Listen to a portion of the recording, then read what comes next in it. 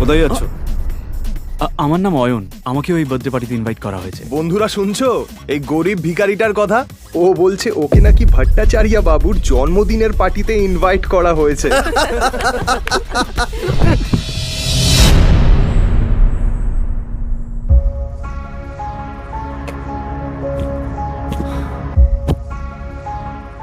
Rusha baby, চলো বাড়ি যাই। বেবি? রুষা, তুমি এই ভিখারিটাকে চেনো নাকি? কই না তো। Who the hell are you? এটা শুনি অয়ন অবাক হয়ে যায়। এর আগেও রুষা অনেকবার অয়নকে অপমান করেছে। রুষা, চলো এবার বাড়ি যাই। এ ভিখারি, বেরো এখান থেকে। সিকিউরিটি, একে ঘাড় ধাক্কা দিয়ে বের করে দাও। ঠিক সেই সময়ই বার্থডে বয় ভট্টাচার্য সেখানে হাজির হয়, আর তার নজর গিয়ে পড়ে অয়নের ওপর। অয়ন তার জন্মদিনে এসেছে এটা দেখে সে অবাক হয়ে যায়। অয়ন রায়চৌধুরী স্যার, আপনি আমার পার্টিতে এসেছেন? আমার তো বিশ্বাসই হচ্ছে না। আপনি আমার পার্টিতে এসেছেন, আমি তো ধন্য হয়ে গেলাম sir. Please please please please please please আসুন স্যার, প্লিজ আসুন। এই দৃশ্যটা দেখা মাত্রই রুষা আর বাকি সবার মাথা খারাপ হয়ে যায়, কিন্তু অয়ন কোনো কথা না বাড়িয়ে ওখান থেকে চুপচাপ বেরিয়ে যায়। বাইরে গিয়ে সে রুষার জন্য অপেক্ষা করতে থাকে। পার্টি শেষ হওয়ার পরে রুষা যখন বেরোয় সে পুরো মাতাল। Sorry sorry.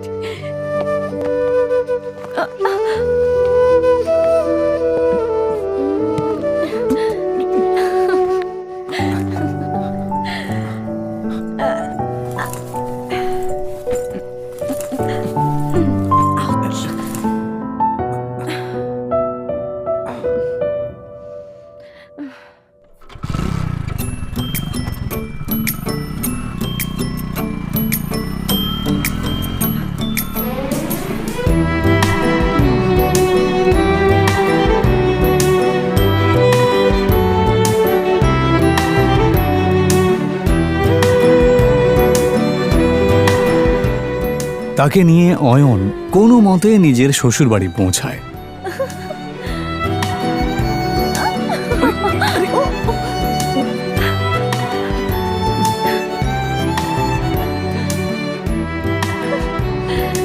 অয়ন শ্বশুরবাড়িতেই ঘর জামাই হয়ে থাকত, আর এই বিষয়টা নিয়ে সবাই ঠাট্টা করত।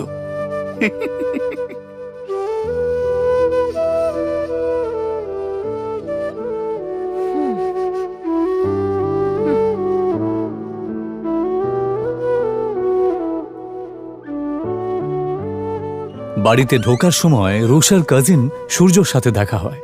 এভাবে বেঁচে থাকতে লজ্জা হয় না? অয়নকে চুপ থাকতে দেখে রুষার কাজিন সিস্টার সায়নী বলে ওঠে, সূর্য বাদ দে এর কথা। জানি না রুষা কি দেখেছে যার জন্য একে এখনো বাড়ি থেকে ঘাট ধাক্কা দিয়ে বের করে দেয়নি।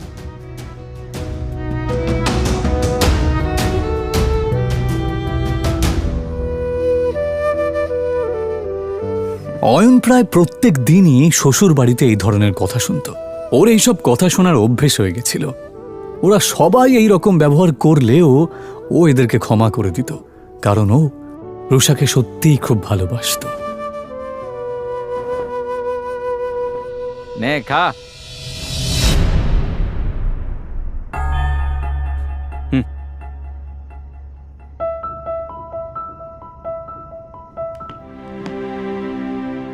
ভিখারি কুত্তা কোথাকার। ওর একটাই দুর্বলতা ছিল, যার জন্য ওকে দিনের পর দিন এভাবে অপমান সহ্য করতে হচ্ছিল।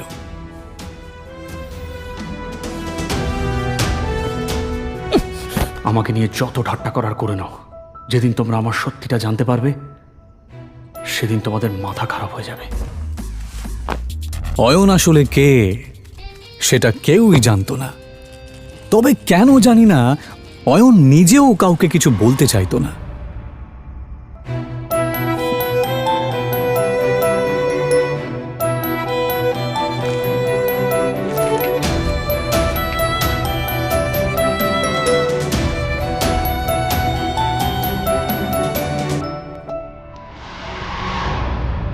ওকে শুধুমাত্র শ্বশুর বাড়ির লোকেরাই নয়, এমনকি শাশুড়িও পর্যন্ত অপমান করত। উনি রুষা আর অয়নের ডিভোর্সও করিয়ে দিতে চেয়েছিলেন।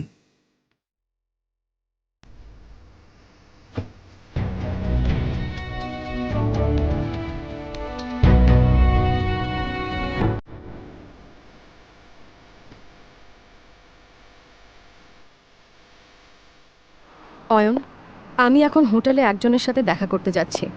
তুমি কিন্তু কাউকে বলবে না যে তুমি আমার স্বামী, বুঝেছো? কিন্তু রুষা, অয়ন, তুমি ভালো করেই জানো যে ভেতরে যারা আছেন তারা কত বড় লোক। ওরা যদি জানতে পারেন যে আমার স্বামী একজন গরিব কাঙ্গাল, তাহলে আমি কাউকে মুখ দেখাতে পারবো না। অয়ন নিজের স্ত্রী রুষার কথা শুনে চুপ করে যায়। এটা প্রথমবার নয় যখন রুষা তার দরিদ্র স্বামীকে অপমান করছে। এর আগেও অয়নকে অনেকবার সে অপমান করেছে। রুষার বাড়ির লোক অয়নের সাথে একটা কুকুরের থেকেও খারাপ আচরণ করত, কিন্তু অয়ন কারোর কথায় মন খারাপ করত না, কারণ সে তার স্ত্রী রুষাকে পাগলের মতো ভালোবাসত। আজ রুষা তার ছোটবেলার বন্ধু রূপালী এবং আরও কিছু বড়লোক বন্ধুদের সাথে হোটেলে দেখা করতে যাবার সময় অয়নকে সচেতন করছিল। অয়ন, শেষবারের মতো বলছি, ভেতরে গিয়ে কোনো সিন ক্রিয়েট করবে না। ঠিক আছে, তুমি যা বলবে।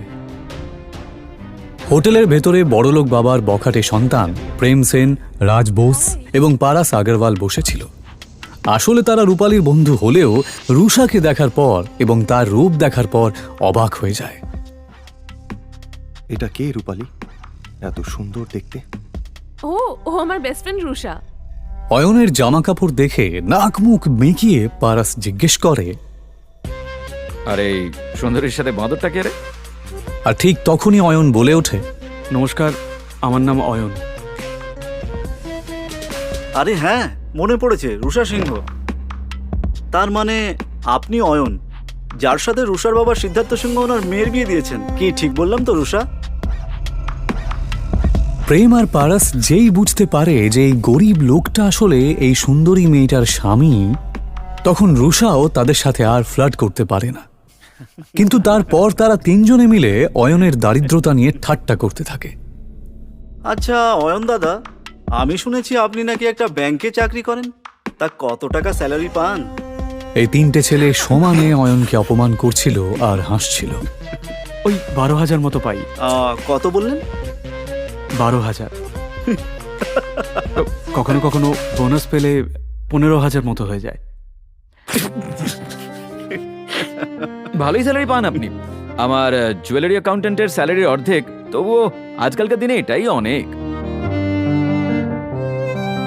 আচ্ছা পারাস, যদি তোর স্টোরে কোনো স্টাফের দরকার পড়ে তাহলে অবশ্যই অয়ন দাদাকে বলিস। ওনাকে দেখে কর্মঠ মনে হচ্ছে, আর আশা করি ওনার কাজ তোর ভালোই লাগে। হ্যাঁ হ্যাঁ, নিশ্চয়ই প্রেম, নিশ্চয়ই। 20-25 হাজার টাকার চাকরি তো আমি ওনাকে দিতেই পারি। আচ্ছা অয়ন দাদা, আপনি চাইলে কাল থেকেই জয়েন করতে পারেন। তারা কাকে জব অফার করছিল? অয়নকে। ও চাইলে তাদের তিনজনকেই কিনে ফেলতে পারত। অয়ন যে আসলে অয়ন রয় চৌধুরী এটা কেউই জানতো না। এমনকি রুষা এবং তার বাড়ির লোকেরাও এটা জানতো না যে এই গরিব অয়ন আসলে কে। অয়নও যেহেতু এই আসল সত্যিটা কাউকে জানাতে চায় না, তাই সে এমনভাবে এই পরিস্থিতিটা সামলালো যে কেউ কিছু বুঝতেই পারল না। ও বলল, ধন্যবাদ মিস্টার আগরওয়াল, আপনার অফারটা সত্যি খুবই ভালো। আপনি যে আমার জন্য এতটা ভেবেছেন, এই জন্য আপনাকে ধন্যবাদ জানাই। তবে সত্যি বলতে আমি গয়নাগাটির ব্যাপারে বিশেষ কিছু জানি না।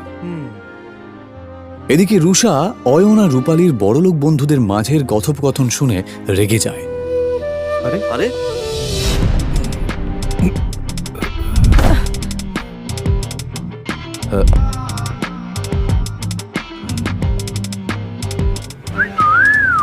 ওই লোকটার মুখ থেকে প্রচন্ড পরিমাণে মদের গন্ধ বেরোচ্ছিল।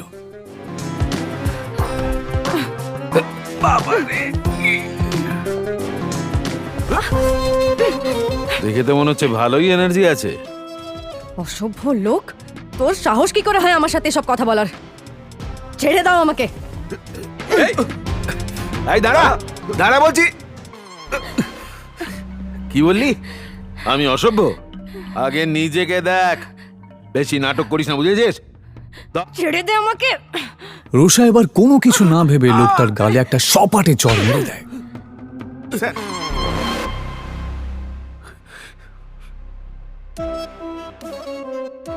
চরের প্রতিশোধ কি করে নিতে হয় আমি তোকে দেখাচ্ছি।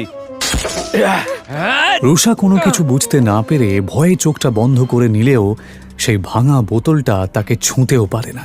রুষা দেখে যে একটা হাত সেই বোতলটাকে তার কাছে আসতেও দেয়নি।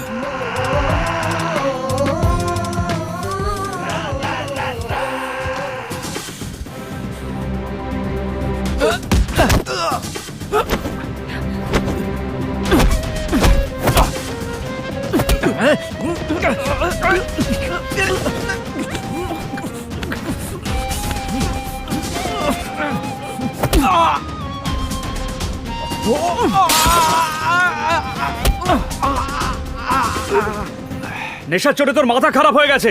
যদি নিজের ভালো চাস তো এক্ষুনি আমার স্ত্রীর পা ধরে ক্ষমা চা আর বেরিয়ে যা এখান থেকে। অনেক বড় ভুল করেছিস তুই আমার গায়ে হাত তুলে। এবার তুই দেখ এই নেশায় আমি কি করি।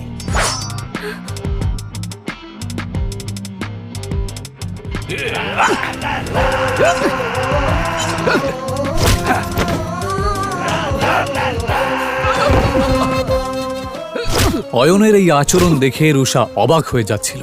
সে বেচারি কিছুতেই এটা দেখে বিশ্বাস করতে পারছিল না।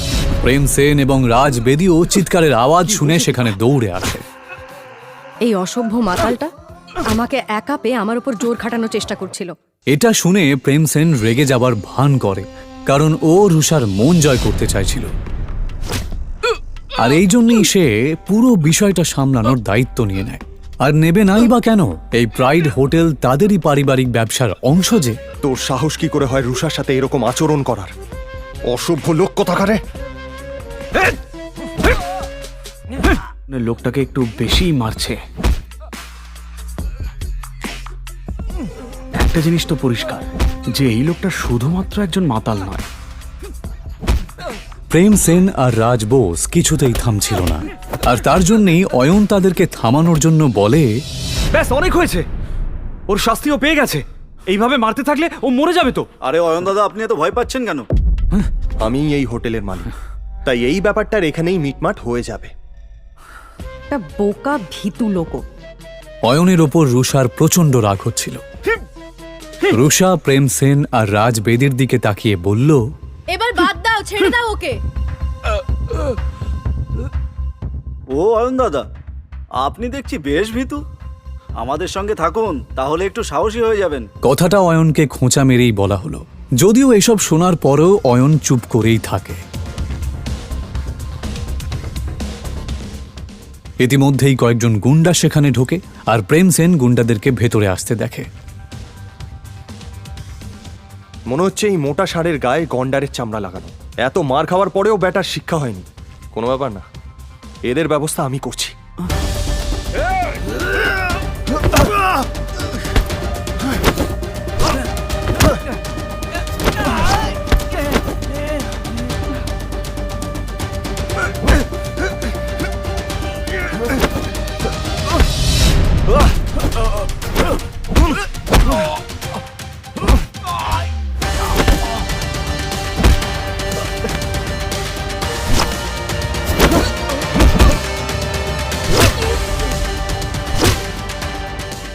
প্রেম সেন ভালোই মারপিট করতে জানত, কারণ ও কারাটেতে ব্ল্যাক বেল্ট ছিল। এক এক করে প্রেম সেন গজেন্দ্রের সমস্ত সাঙ্গপাঙ্গকে মাটিতে মিশিয়ে দেয়। তোরা হচ্ছিস গুন্ডার নামে কলঙ্ক, বুঝলি? ফাটিয়ে দিয়েছিস ভাই, তোর কোনো জবাব নেই। আমার মনে হয় না ওরা আর উঠতে পারবে বলে। মিস রুষা আর রূপালী, তোমরা ঠিক আছো? প্রেমের প্রশ্নটা শুনে রুষা আর রূপালী তাদের ঘাড় নাড়ল। প্রেম আসলে এসব করছিল রুষার নজর কাড়ার জন্য। যদিও রুষার নজর তখন তার স্বামী অয়নের দিকেই ছিল, সেই অয়ন যে চুপচাপ বসে গুন্ডাদের দিকে তাকিয়েছিল। প্রেম সেন আরও ক্ষিপ্ত হয়ে যায়। ভাই, এবার এদেরকে নিয়ে কি করবি? কাউকে ডাকবো নাকি এদের ব্যবস্থা করার জন্য? আরে তার দরকার পড়বে না, আমার স্টাফ দেখে নেবে। চলো তোমরা বাইরে চলো। পারাস আসলে একটু বাড়তি কথা বলছিল। যদিও সেরকম কিছু করার ক্ষমতা ওর ছিলই না।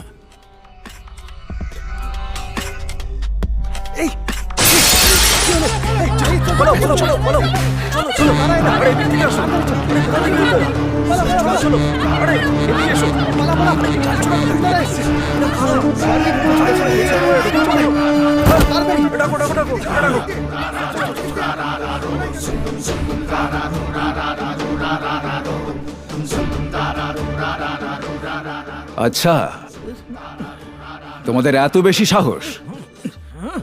যদি তাই হয় তাহলে আমার সামনে এসো। সেই তো, ভয় কেন পাবো? তোদের হারানোর জন্য সাহসের কি প্রয়োজন? কিন্তু এই কথাটা বলার পরই প্রেম সেনের মুখ বন্ধ হয়ে যায়। রবিদা, নিজের সামনে দাঁড়ানো লোকটাকে দেখা মাত্রই প্রেম সেনের থোতা মুখ ভোঁতা হয়ে যায়, কারণ তার সামনে দাঁড়ানো লোকটা আর কেউ নয়, সে ছিল রবিদা।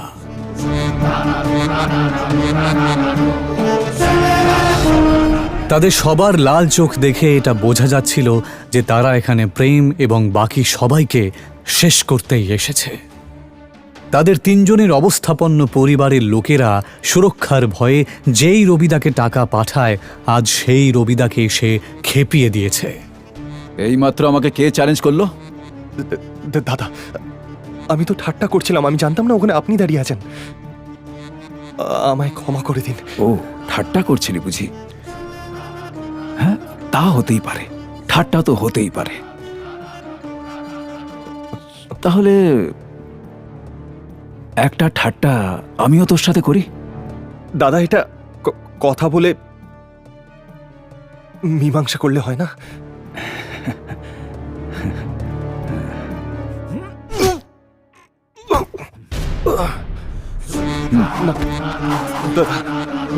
দাদা, ক্ষমা করে দিন। কি কেমন লাগলো আমার ঠাট্টাটা? এদিকে কারাটেতে ব্ল্যাক বেল্ট পাওয়া প্রেম মেঝেতে শুয়ে নিজের বুকে হাত দিয়ে জোরে চিৎকার করতে লাগলো। পারস আর রাজ এটা দেখে অবাক হয়ে যাচ্ছিল। এসব দেখে ওরাও রবিদার পায়ে পড়ে প্রাণ ভিক্ষা চায়। হাসবি না দাদা।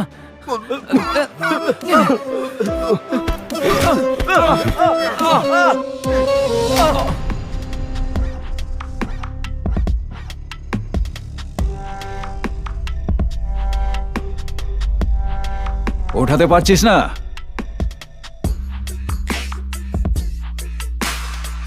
প্লে কর, মার। সবাই এবার চিৎকার করে কাঁদতে লাগে। এইসব দেখে রূপালী আর রুষা ঘাবড়ে যায়। তারা দুজনেই কিছু বুঝতে না পারলেও রূপালী আর রুষা এটা ভালো করেই বুঝতে পারছিল যে এই ছেলেগুলোর জন্যে ওরা অনেক বড় একটা বিপদের মধ্যে পড়েছে। রবিদা নিজের চোখের সামনে এইরকম একটা নাটক দেখে খুব আনন্দ পাচ্ছিল। আমি এটা জানতাম যে ওই মোটা লোকটা শুধুমাত্র একজন মাতাল নয়, কিন্তু এটা আমি দুঃস্বপ্নেও ভাবিনি যে ওই মোটা লোকটা রবির পরিচিত।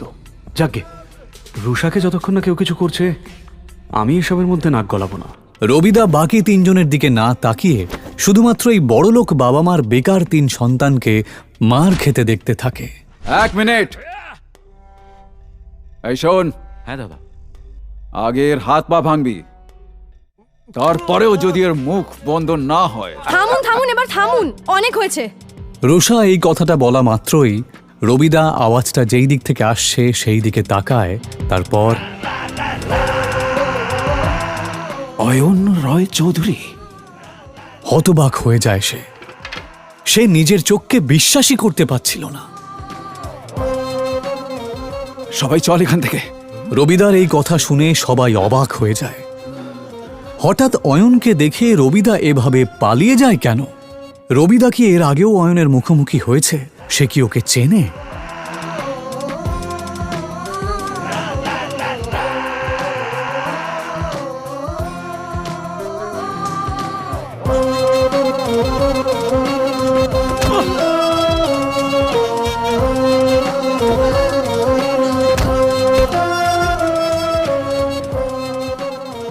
সত্যি কি অয়ন একজন আরবপতি?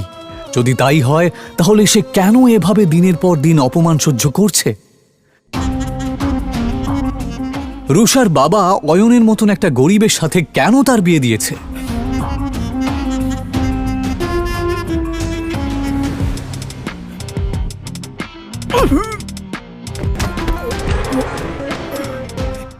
মধ্যবয়স্ক ভদ্রলোকটিকে দেখেই অয়নের মাথা গরম হয়ে গেল।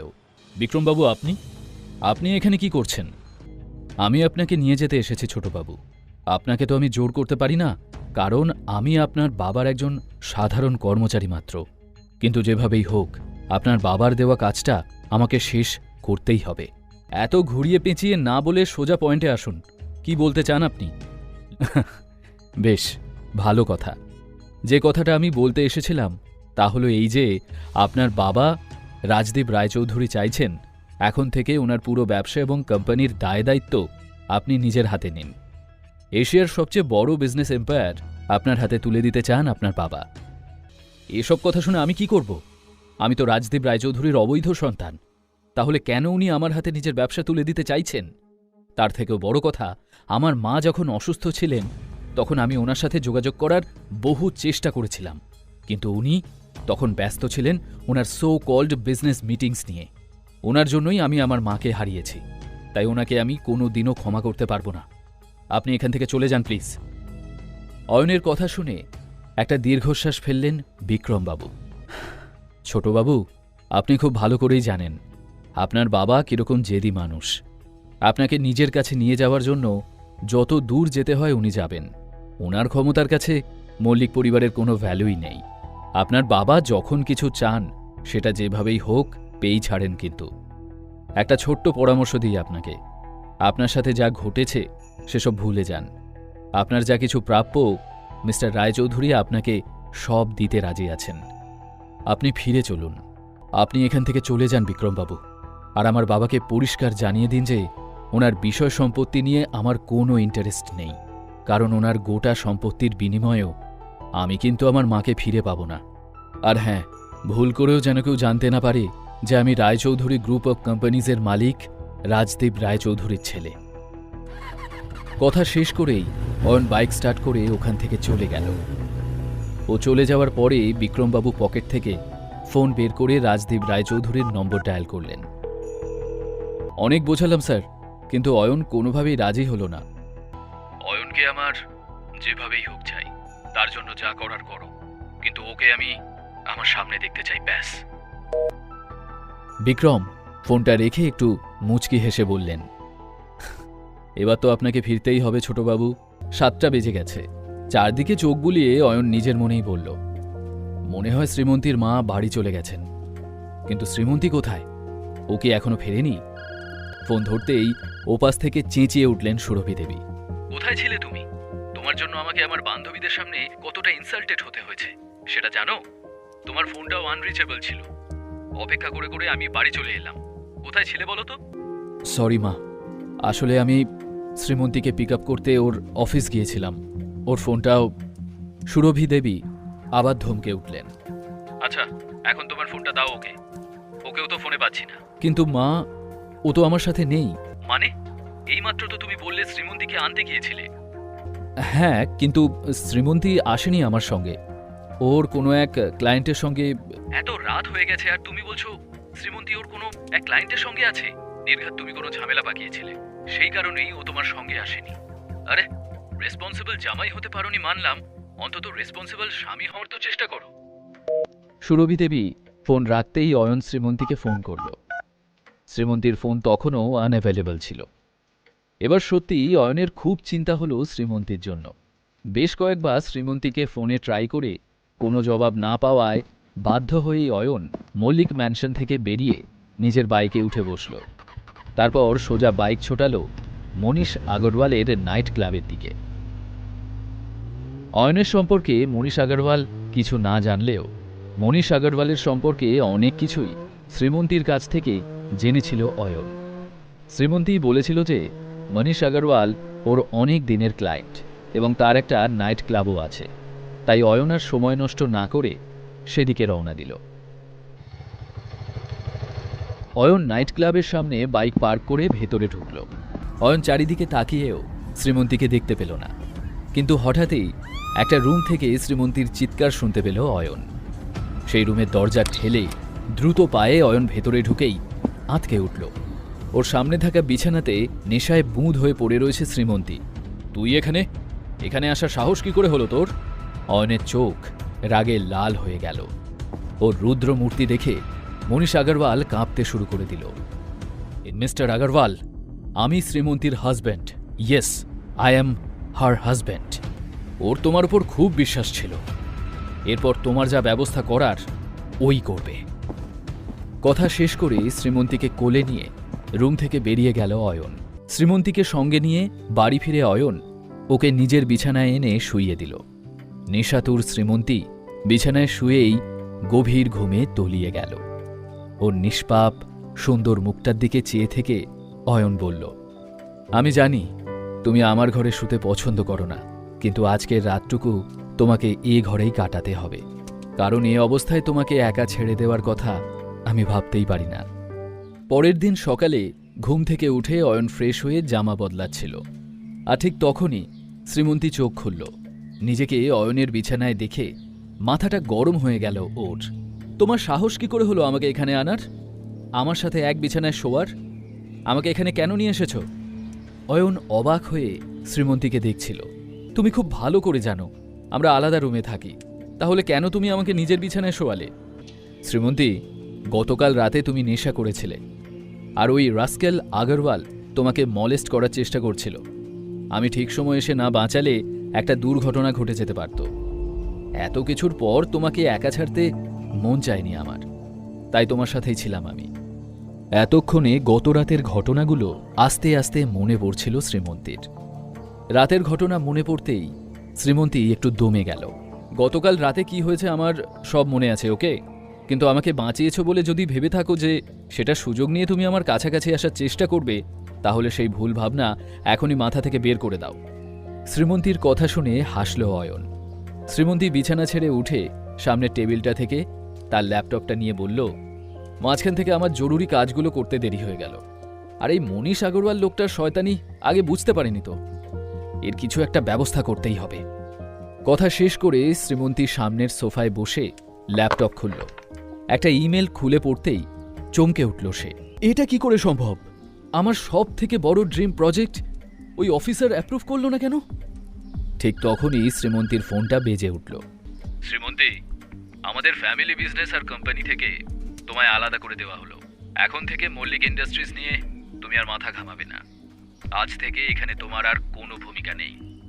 কথাটা শোনা মাত্র শ্রীমন্তীর হাত থেকে মোবাইলটা ছিটকে নিচে পড়ে গেল। দাদুর কাছ থেকে এত বড় একটা সিদ্ধান্তের কথা শুনে সে রীতিমতো শকড হয়ে সোফায় বসে পড়ল। শ্রীমন্তী, কি হলো তোমার? তুমি ঠিক আছো তো? কার ফোন ছিল? ঠিক তখনই অয়নের চোখ শ্রীমন্তীর ল্যাপটপের ওপর পড়ল। সমস্যাটা যখন আমার, তখন আমিই সামলে নেব। এই প্রজেক্টটা না পাওয়ার কারণেই আমাকে ফ্যামিলি বিজনেস থেকে বের করে দেওয়া হলো। দাদু আমাকে কোম্পানি থেকে সরিয়ে দিয়েছেন। কিন্তু তা কি করে সম্ভব? একটা প্রজেক্টে প্রবলেম হয়েছে বলে তোমাকে কোম্পানি থেকে বের করে দেবেন উনি? তাছাড়া প্রজেক্টটা অ্যাপ্রুভ না হলে তাতে তোমার দোষ কোথায়? বললাম তো, সবটা আমি সামলে নেব। আমার মতে তোমার একবার তোমার দাদুর সাথে কথা বলা উচিত। এত বড় ডিসিশন উনি হুট করে কিভাবে নিলেন? শ্রীমন্তী চুপচাপ ওখান থেকে চলে যেতে গেলে অয়ন থামিয়ে বলে, শ্রীমন্তী, সবাই আমাকে অকর্মণ্য ইউজলেস ভাবে, হয়তো তুমিও তাই ভাবো, কিন্তু তাও একটা কথা বলছি, অন্যের ওপর বিশ্বাস করে কি পেলে বলো? একবার না হয় নিজের এই ইউজলেস হাজব্যান্ডের ওপর বিশ্বাস করেই দেখো। ওহ, নিজেকে বড্ড বেশি চালাক মনে করো, তাই না?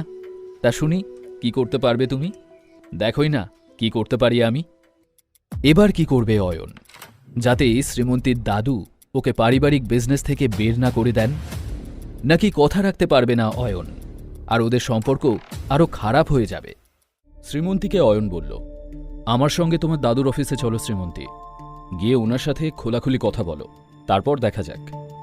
অয়নের কথা শুনে কিছুক্ষণ ওর দিকে চেয়ে থেকে কিছু একটা ভেবে শ্রীমন্তী বলল, চলো। অয়ন শ্রীমন্তীকে নিয়ে তখনই মল্লিক ইন্ডাস্ট্রিজের উদ্দেশ্যে রওনা দিল।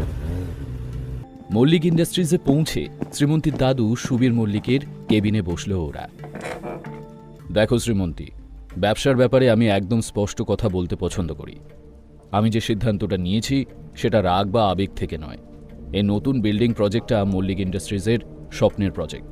যেভাবেই হোক এটাকে সাকসেসফুল করতেই হবে। তুমি যেহেতু কাজটা করতে পারছো না, তাই এই কাজটা আমি সৌর্যকে দিয়েছি। এবার থেকে সবটা ওই সামলাবে, তুমি বরং ঘরে বসে বিশ্রাম নাও। এই প্রজেক্টটা তো আমারও ড্রিম প্রজেক্ট ছিল। আমি জানি না আমার কাজে ঠিক কোথায় ভুল হয়েছে, যার জন্য আমরা এই প্রজেক্টের অ্যাপ্রুভাল পেলাম না। কিন্তু আমি তোমাকে কথা দিচ্ছি দাদু ভাই, যে যেভাবেই হোক আমি এই প্রজেক্টের জন্য অ্যাপ্রুভাল নিয়েই ছাড়ব। সৌর্যকে প্রজেক্টটা দিয়ে দেওয়ার আগে প্লিজ আমাকে আর একবার সুযোগ দাও। বেশ, কিন্তু কাজটা আজকের মধ্যেই হওয়া চাই। শ্রীমন্তী সম্মতি জানিয়ে অয়নকে নিয়ে অফিস থেকে বেরিয়ে এলো। সৌর্য শ্রীমন্তীরই কাজিন, যার একমাত্র অ্যাম্বিশন হল মল্লিক ইন্ডাস্ট্রিজকে নিজের কবজায় আনা। এই কারণেই সৌর্য বরাবর শ্রীমন্তীকে ফ্যামিলি বিজনেস থেকে বের করে দিতে চেয়েছে। আর এই কাজে সৌর্যকে সাহায্য করে চলেছেন ওর বাবা পঙ্কজবাবু। অয়ন এবং শ্রীমন্তী দুজনে মিউনিসিপ্যালিটি অফিসে এসে পৌঁছল তাদের প্রজেক্টের অ্যাপ্রুভাল নেওয়ার জন্য। আর তখনই শ্রীমন্তী সেখানে সৌর্যকে দেখে অবাক হয়ে গেল। ও, তুমি নিশ্চয়ই অফিসারের কাছ থেকে অ্যাপ্রুভাল নিতে এসেছ, তবে মনে হয় না তাতে কোনো লাভ হবে। ওই অফিসারকে আমি টাকা দিয়ে কিনে নিয়েছি। শ্রীমন্তী তীক্ষ্ণ দৃষ্টিতে একবার সৌর্যর দিকে তাকিয়ে অয়নকে নিয়ে অফিসের ভেতর চলে গেল। যে অফিসারের সঙ্গে ওরা দেখা করতে এসেছিল তিনি তখন একটা মিটিংয়ে ছিলেন। শ্রীমন্তী সোজা তাঁর সামনে এসে বলল, মিস্টার দত্ত, আপনার সাথে আমার কিছু জরুরি কথা আছে। আরে শ্রীমন্তী ম্যাডাম যে, হঠাৎ এখানে কি মনে করে? অয়ন পুরো ঘটনাটা লক্ষ্য করছিল। মল্লিক ইন্ডাস্ট্রিজ শহরে যে বিল্ডিং কনস্ট্রাকশন শুরু করতে চাইছে তার জন্য সব জরুরি ডকুমেন্টস দেওয়া হয়েছে। সমস্ত টার্মস অ্যান্ড কন্ডিশনস সঠিকভাবে মানা হয়েছে, তারপরেও প্রজেক্টে অ্যাপ্রুভাল পায়নি। আমি কি জানতে পারি এর কারণটা কি? ঠিক সেই মুহূর্তেই শ্রীমন্তীর পেছন থেকে এক মহিলার গলা শোনা গেল, আমি অ্যাপ্রুভাল দিতে বারণ করেছি। অয়ন এবং শ্রীমন্তী দুজনেই পেছন ঘুরে তাকালো। মহিলাকে দেখেই শ্রীমন্তী চমকে উঠল, কামিনী, তুই এখানে? হ্যাঁ, আমি এখানে শ্রীমন্তী, কারণ আমি এখানে কাজ করি। আর এই যে দেখছিস মিস্টার দত্ত, ইনি আমার হাজব্যান্ড। আমি যখন দেখলাম যে প্রজেক্টটা শুরু করার জন্য তোর আমাদের অ্যাপ্রুভাল দরকার, তখন আমিই ওকে ওটা দিতে বারণ করে দিই। দেখ, আজ আমার হাজব্যান্ড যে পজিশনে আছে সেখান থেকে ও কারোর কাজ যেমন সলভ করে দিতে পারে, তেমন আবার পণ্ডও করতে পারে। তাছাড়া তুই তো অনেক বড় লোক, কাউকে দিয়ে নিজের কাজটা করিয়ে নে বরং। কামিনী, যা হয়েছিল আমার ভুলের জন্য হয়েছিল, আমি বোকামি করে ফেলেছিলাম। প্লিজ তুই ভুলে যাবি ব্যাপারটা। আর আমি কোনোদিন ওই ঘটনাটা ভুলতে পারবো না শ্রীমন্তী, কোনো দিনও না। আমার জীবনের সব থেকে ভালো খবরটা সেদিন আমি আমার বান্ধবীদের সাথে শেয়ার করেছিলাম। জানিয়েছিলাম আমার বিয়ে ঠিক হয়েছে। তুইও ছিলি সেখানে, মনে আছে তুই কি করেছিলি? আমার হবু স্বামীকে নিয়ে ঠাট্টা করেছিলি তুই। কেন? কারণ আমার হাজব্যান্ড তখন বেকার ছিল। তুই এমন অপমান করেছিলি যে সবাই আমাকে নিয়ে হাসাহাসি করেছিল। আমি সেদিন চোখে জল নিয়ে ওখান থেকে চলে গিয়েছিলাম, মনে আছে? কামিনী, সেদিন আমি খুব বোকামি করেছিলাম, তার জন্য আজও গিল্টে ফিল করি আমি। এমন পরিস্থিতি দেখে অয়নও বুঝতে পারছিল না ওর কি করা উচিত। এখন গিল্টি ফিল করে কি হবে শ্রীমন্তী? ওই অপমানের কথা আমি কখনো ভুলতে পারবো না। আর আমি ডিসাইড করেছি অপমানের বদলে তোকে অপমানই ফিরিয়ে দেব। মানে? কামিনী এবার ভালো করে অয়নকে দেখে নিয়ে বলল, এটা তোর হাজব্যান্ড, রাইট? তা এর কি যোগ্যতা আছে? এ তো আমার স্বামীর নখের যোগ্যও নয়। তাছাড়া আমি শুনেছি তোর হাজব্যান্ড নাকি ঘর জামাই হয়ে থাকে। কামিনী, তুই ভুল করছিস কিন্তু। এখনো তো আমি তোর সাথে কিছুই করিনি শ্রীমন্তী, এবার করব। শোন, তুই যদি এই অ্যাপ্রুভালটা পেতে চাস তাহলে তোর বরকে আমার হাজব্যান্ডের সামনে হাত জোর করে বসে অ্যাপ্রুভালের জন্য ভিক্ষে চাইতে হবে, আর তাও এখানকার প্রত্যেক স্টাফের সামনে। কামিনী, দরজাটা ওই দিকে শ্রীমন্তী, তুই এখন আসতে পারিস। অসহায় শ্রীমন্তী দাঁতে ঠোঁট চেপে বাইরে বেরিয়ে এলো। সৌর্য বাইরেই ওর জন্য অপেক্ষা করছিল। কাজ হলো না বুঝি? So sad. এবার তো তুমি প্রজেক্টটা আমার কাছে হ্যান্ড ওভার করতে বাধ্য। দাদুর চোখে এখন আর তোমার কোনো ভ্যালিউ নেই, তাই ওনার সিদ্ধান্ত অনুযায়ী এবার তো কোম্পানি থেকেও তোমাকে সরে যেতে হবে। যাই হোক, এসব নিয়ে টেনশন না করে তুমি বরং বাড়ি গিয়ে রেস্ট নাও। এতদিন বর বেকার ছিল, এখন বউও। তা তোমার বর মহারাজটি কোথায় গেল? সৌর্যের কথার জবাব দিতে গিয়েই শ্রীমন্তী খেয়াল করে দেখল যে সত্যি অয়ন ওর সাথে বেরোয়নি। শ্রীমন্তী দ্রুত অফিসের দিকে ফিরে গেল। অফিস রুমের স্বচ্ছ কাচের জানলা দিয়ে ভেতরটা পরিষ্কার দেখা যাচ্ছে। ভেতরে চোখ পড়তেই চমকে উঠল শ্রীমন্তী। অয়ন সব স্টাফদের মাঝখানে হাত জোর করে বসে অ্যাপ্রুভালের জন্য ভিক্ষা চাইছে, আর ওর এই অবস্থা দেখে সকলে হাসাহাসি করছে। এটা দেখে শ্রীমন্তীর চোখে জল এসে গেল। ও দ্রুত অফিস রুমের দরজা খুলতে যেতেই দরজা খুলে ভেতর থেকে বেরিয়ে এলো কামিনী। সত্যি ছেলেটা কিন্তু তোকে খুব ভালোবাসে, তোর জন্য সব কিছু করতে পারে। কোথা থেকে পেলি রে একে? যাই হোক, কংগ্রাচুলেশনস, অ্যাপ্রুভালটা তুই পেয়ে গেছিস। তা কি করে পসিবল? আমি তো প্রজেক্টটা আটকানোর জন্য টাকা দিয়েছিলাম আপনাদের। ও, আপনার টাকা আপনি ফেরত পেয়ে যাবেন। আমি তো শুধু শ্রীমন্তীর ওপর রিভেঞ্জ নিতে চেয়েছিলাম, এতদিনে সেটা করতে পারলাম। কথা শেষ করে কামিনী এখান থেকে চলে গেল। এদিকে অয়ন অফিস থেকে বেরোতেই, তুমি কি ভাবো নিজেকে? কাকে জিজ্ঞেস করে তুমি এসব করলে? ভাবলে যে নিজে অসম্মানিত হয়ে অ্যাপ্রুভালটা নিয়ে নেবে, আর আমি দাঁড়িয়ে দাঁড়িয়ে তোমাকে বাহবা দেব? আচ্ছা, তুমি কি আমাকে এতটাই দুর্বল মানসিকতার ভাবো? অয়ন চুপচাপ শ্রীমন্তীর কথাগুলো শুনছিল। ভেজা গলায় শ্রীমন্তী বলল, আমি আর এখানে থাকতে চাই না, চলো এখান থেকে। শ্রীমন্তী ওখান থেকে চলে গেল। অয়নও যেতে গিয়ে হঠাৎই দেখতে পেল সূর্য দাঁড়িয়ে আছে। রাগে মুখ লাল হয়ে উঠেছে তার, যেন পারলে অয়নকে গিলে খাবে। তোর কি মনে হয় তুই এসব করলে শ্রীমন্তী সবকিছু ফিরে পাবে? আমি ওকে সব দিক থেকে শেষ করে দেব। আমি থাকতে তুই কেন, পৃথিবীর কোনো মাইকা লাল শ্রীমন্তীর দিকে চোখ তুলে তাকানোরও সাহস পাবে না। ওর ক্ষতি করা তো দূর। ও, তা কতদিন তুই তোর বউকে প্রোটেক্ট করবি? তোদের দুজনের সম্পর্কটাই আমি শেষ করে দেব। চেষ্টা করে দেখ, তুই নিজেই শেষ হয়ে যাবি। শ্রীমন্তীকে নিয়ে অয়ন বাড়ি ফিরতেই শ্রীমন্তীর ফোনে ওর দাদু সুবীর বাবুর ফোন এলো।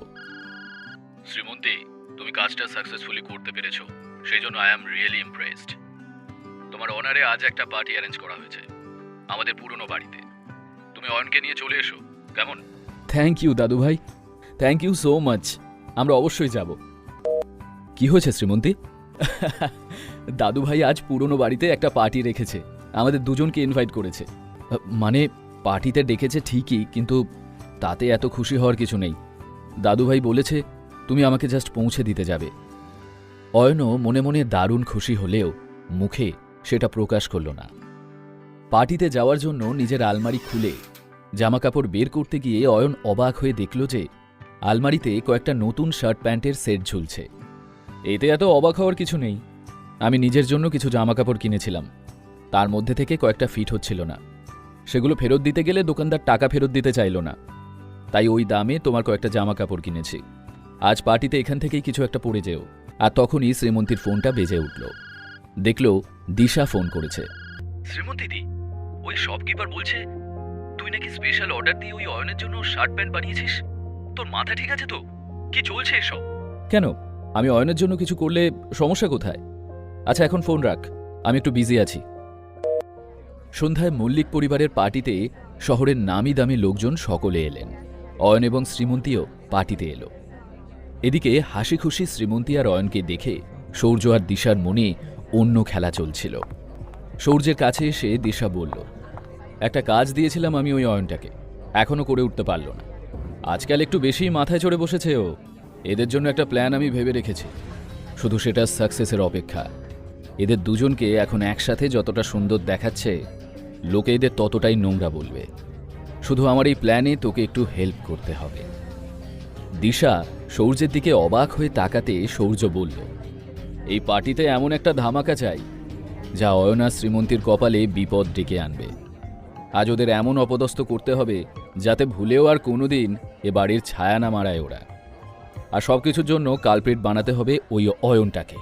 ব্যাস, তাহলেই প্ল্যান সাকসেসফুল। কিন্তু কিভাবে হবে এসব?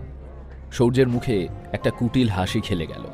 ও হেসে বলল, দেখতে থাক আমি কি করি। কি প্ল্যান এসেছে সূর্যের মাথায়? অয়ন আর শ্রীমন্তীর সম্পর্কটা কি ওরা শেষ করে দিতে চায়?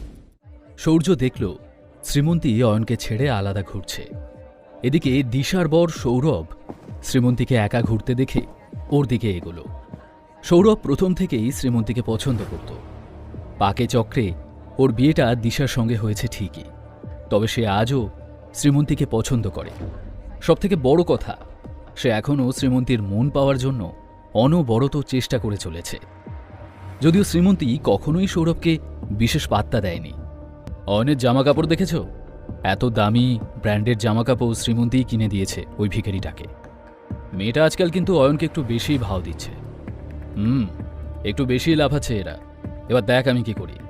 আরে অয়নবাবু, আজ ব্র্যান্ডের জামাকাপড় পরে বউয়ের পয়সায় ভালোই ফুটানি চলছে দেখছি। না হলে তোমার মতো একটা হদ্দ বেকারের কি আর ক্ষমতা আছে এসব দামি পোশাক পরার? আশেপাশে থাকা কিছু লোক সৌর্যের কথায় হেসে উঠল। ঠিক তখনই দিশাও হাতে মদের গ্লাস নিয়ে এগিয়ে এলো ওদের কাছে। আরে অয়নদা, সব ঘর জামাইরাই শ্বশুরবাড়ির পয়সায় জীবন চালায়, তাতে কার কি সমস্যা? তুমি যদি তোমার বউয়ের পয়সায় বসে খাও তাতে ক্ষতি কি? আচ্ছা ঠিক আছে বাবা, সরি, কিন্তু দিশা, তোর কি মনে হয় শ্রীমন্তী এই ভিখারিটাকে সত্যি ভালোবাসে? কেন, তোর তা মনে হয় না বুঝি? ওই দেখ, শ্রীমন্তী ওই কোণে অন্য কারোর সাথে ব্যস্ত, আর এখানে ওর বর বেচারা চুপচাপ একা দাঁড়িয়ে। দিশা অয়ন দুজনেই সৌর্যর কথা শুনে সেদিকে তাকিয়ে দেখল শ্রীমন্তী সৌরভের সাথে কথা বলছে।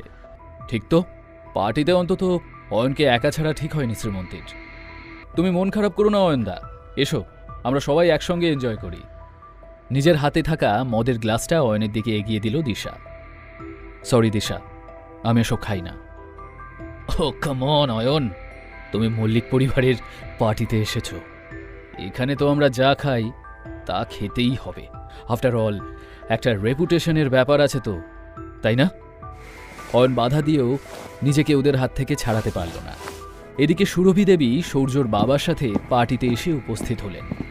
শ্রীমন্তীর দাদু সুবীরবাবু এ সময় উপস্থিত গেস্টদের সঙ্গে কথা বলছিলেন। আর ঠিক তখন সৌর্য জোর গলায় চেঁচিয়ে অয়নের দিকে সকলের দৃষ্টি ফেরায়। Ladies and gentleman, meet my cousin's husband Ayan, Mallick পরিবারের জামাই। শুধু তাই নয়, এর একটা ইন্টারেস্টিং বংশ পরিচয় রয়েছে যেটা আমরা কেউ জানি না, কিন্তু আজ সবকিছু অয়ন আমাদের বলবে। ও কোন বংশের ছেলে, কি কাজ করে, কেন আমাদের পরিবারের সঙ্গে সম্পর্ক জুড়েছে, সব বলবে অয়ন। কি অয়ন, বলতে পারবে তো? এই জন্যই তুমি আর দিশা জোর করে আমাকে নেশা করালে।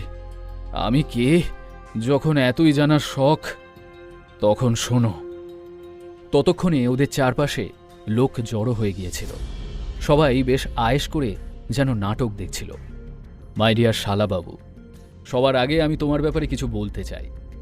তুমি হলে লোভী আর স্বার্থপর একটা লোক। মল্লিক ইন্ডাস্ট্রিজের পুরো ব্যবসাটা তুমি হাতিয়ে নিতে চাও। সেই কারণে শ্রীমন্তীকেও তুমি নিজের রাস্তা থেকে সরিয়ে দিতে চাইছো। আর হ্যাঁ, তুমি তো আমার আর শ্রীমন্তীর সম্পর্কটাও শেষ করে দিতে চাও। এই কি ভুলভাল বকছো? এখনো আমার কথা শেষ হয়নি সৌর্য। এই ব্যবসাটা নিজের হাতের মুঠোয় নেওয়ার জন্য তুমি অগুন্তি নোংরা খেলা খেলেছ। এতে তোমার বাবাও সাহায্য করেছেন তোমাকে, আর দাদুর সামনে প্রতি মুহূর্তে ভালো মানুষের অভিনয় করে ওনাকে শ্রীমন্তীর বিরুদ্ধে উস্কিয়ে ওনার মনে শ্রীমন্তী সম্পর্কে একটা খারাপ ধারণাও তৈরি করেছ তুমি। অয়ন, কি বলছো তুমি? আরে দাদু ভাই, আপনাকে আর কি বলবো। আপনি শ্রীমন্তীকে কাজের সুযোগ দিলেও বিশ্বাস করেন সৌর্যকেই। আপনি মন থেকে চান কোম্পানির প্রতিটা কাজের দায়িত্ব সৌর্যই সামলাক। সৌর্যকে আপনি বিশ্বাস নয়, অন্ধবিশ্বাস করেন। তাই অফিস সংক্রান্ত কোনো সিদ্ধান্ত নিলে তা সৌর্যর পক্ষে আর শ্রীমন্তীর বিপক্ষেই নেন। অয়নদা, ভুলে যেও না কার সঙ্গে কথা বলছো। দাদু কিন্তু আমাদের গুরুজন। আরে দিশা যে, তা তুমি আর সৌর্য যে শ্রীমন্তীর বিরুদ্ধে একজোট হয়েছ সে আন্দাজ আমি অলরেডি করেছি। যদিও তুমি সৌর্যর কাজিন, কিন্তু তোমাদের দুজনের মধ্যে যে ঝামেলা আছে তা বেশ বুঝি আমি। কিন্তু শ্রীমন্তীর ক্ষতি করার সময় তোমরা দুজন এক হয়ে যাও, আর এই জন্যই তোমরা দুজনে আমাকে জোর করে নেশা করিয়েছ। কিন্তু জেনে রাখো, আমি শ্রীমন্তীর পাশেই আছি। ওর কোনো ক্ষতি আমি হতে দেব না। সত্যি বলতে কি, শ্রীমন্তী তোমাদের সবার থেকে বেশি ট্যালেন্টেড। ও পরিবারের সকলের খেয়াল রাখতে জানে, আবার ফ্যামিলি বিজনেস নিয়েও চিন্তা করে। তাও ওর সঙ্গেই সবচেয়ে বেশি অন্যায় হয়। ইতিমধ্যে শ্রীমন্তী ওখানে চলে আসে। অয়ন নেশার ঘোরে থাকলেও যা বলছিল প্রতিটা কথাই ঠিক। কথাগুলো শুনে শ্রীমন্তীর চোখেও জল চলে এলো। ব্যাস, অনেক হয়েছে। সকলের সামনে অনেক অপমানিত করেছ তুমি আমাদের। এখন ভালোই ভালো এখান থেকে বিদায় নিলেই তোমার মঙ্গল, না হলে। কথাটা বলে সূর্য অয়নকে জোর ধাক্কা দিতেই ও হোঁচট খেয়ে শ্রীমন্তীর পায়ের কাছে এসে পড়ল। ওটাই তোর জায়গা। শ্রীমন্তীর পায়ের জুতোর সমান তুই আগেও ছিলি আর আজও আছিস। নীরবে শ্রীমন্তী অয়নের হাতটা ধরে ওকে ওঠালো। অয়ন তখনও নেশার ঘরে বিড়বিড় করছিল। ওকে দু হাতে সামলানোর চেষ্টা করতে করতে রাগে শ্রীমন্তীর চোয়াল শক্ত হলো। আজ তোরা দুজনে অসভ্যতার চরম সীমাটাও পার করে ফেলেছিস। কাউকে ছোট করার জন্য তোরা যে কতটা নিচে নামতে পারিস তা আজ আমার দেখা হয়ে গেল। কিন্তু একটা কথা শুনে রাখ, অয়নকে কিছু বলার আগে মনে রাখবি ও আমার হাজব্যান্ড, আর হাজার চেষ্টা করলেও এই সত্যিটা তোরা বদলাতে পারবি না। তাই আজকের পর থেকে যদি কেউ অয়নের সাথে কোনো রকম খারাপ ব্যবহার করে তবে কিন্তু ভালো হবে না বলে দিলাম। শ্রীমন্তীর কথা শুনে সূর্য এবং দিশা দুজনেই হাঁ হয়ে গেল। ওরা কল্পনাও করতে পারেনি যে শ্রীমন্তী অয়নের পাশে দাঁড়াবে। সুরভি দেবীও হতবাক হয়ে সূর্য আর দিশার কাছে এসে জিজ্ঞেস করলেন, এসব কি নাটক চলছে? কাকিমা, এই অয়ন হলো আমাদের পরিবারের একটা কলঙ্ক, আর শ্রীমন্তী এই কলঙ্কের দাগটাকে সঙ্গে নিয়েই সারা জীবন থাকতে চাইছে। এখন আমাদের কী বা করার আছে? শ্রীমন্তীর বাবাই ওই ভিখারি অয়নটাকে আমার মেয়ের গলায় ঝুলিয়ে দিয়েছে। অনেক কিছুই করার আছে। তুমি চাইলে আমরা এদের সম্পর্কটা শেষ করে দিতে পারি। কিন্তু কিভাবে? আমি তো একে ঘাট থেকে নামানোর কোনো রাস্তাই খুঁজে পাচ্ছি না। এরপর সূর্য সুরভি দেবীর কানের কাছে ফিসফিস করে এমন কিছু বলল যা শুনে ওনার ঠোঁটে হাসির রেখা ফুটে উঠল। কিন্তু এতে আমার মেয়ের কোনো ক্ষতি হবে না তো? আরে না কাকিমা, ডোন্ট ওয়ারি, কিচ্ছু হবে না। এদিকে শ্রীমন্তী মদ্যপ অয়নকে নিয়ে পার্টি থেকে বেরিয়ে এলো। কোনো দিকে না তাকিয়ে অয়নকে গাড়িতে বসিয়ে সোজা ছুটল ওদের বাড়ির উদ্দেশ্যে। শ্রীমন্তী বুঝতে পারছিল যে পার্টিতে সূর্য আর দিশার জন্যই পরিস্থিতি এতটা জটিল হয়ে উঠেছিল। কিন্তু এটা ভেবে শ্রীমন্তীর ভালো লাগছিল যে অয়ন যা যা বলেছে সবটাই শ্রীমন্তীর মনের কথা। এই সত্যি কথাগুলো শ্রীমন্তী বরাবর বলতে চেয়েছে, কিন্তু পারেনি। বাড়ি পৌঁছে অয়নকে ওর বিছানায় শুইয়ে দিল শ্রীমন্তী। শ্রীমন্তী, আমি তোমাকে ভীষণ ভালোবাসি। আজকের ঘটনার জন্য সরি, কিন্তু এতে আমার কোনো দোষ নেই। সবাই আমাদের আলাদা করতে চাইছে, কিন্তু আমি তা হতে দেব না।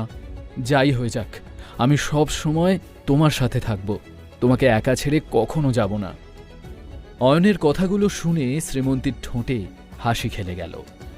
ও অয়নের গায়ে একটা চাদর চাপা দিয়ে নিজের ঘরে চলে এলো।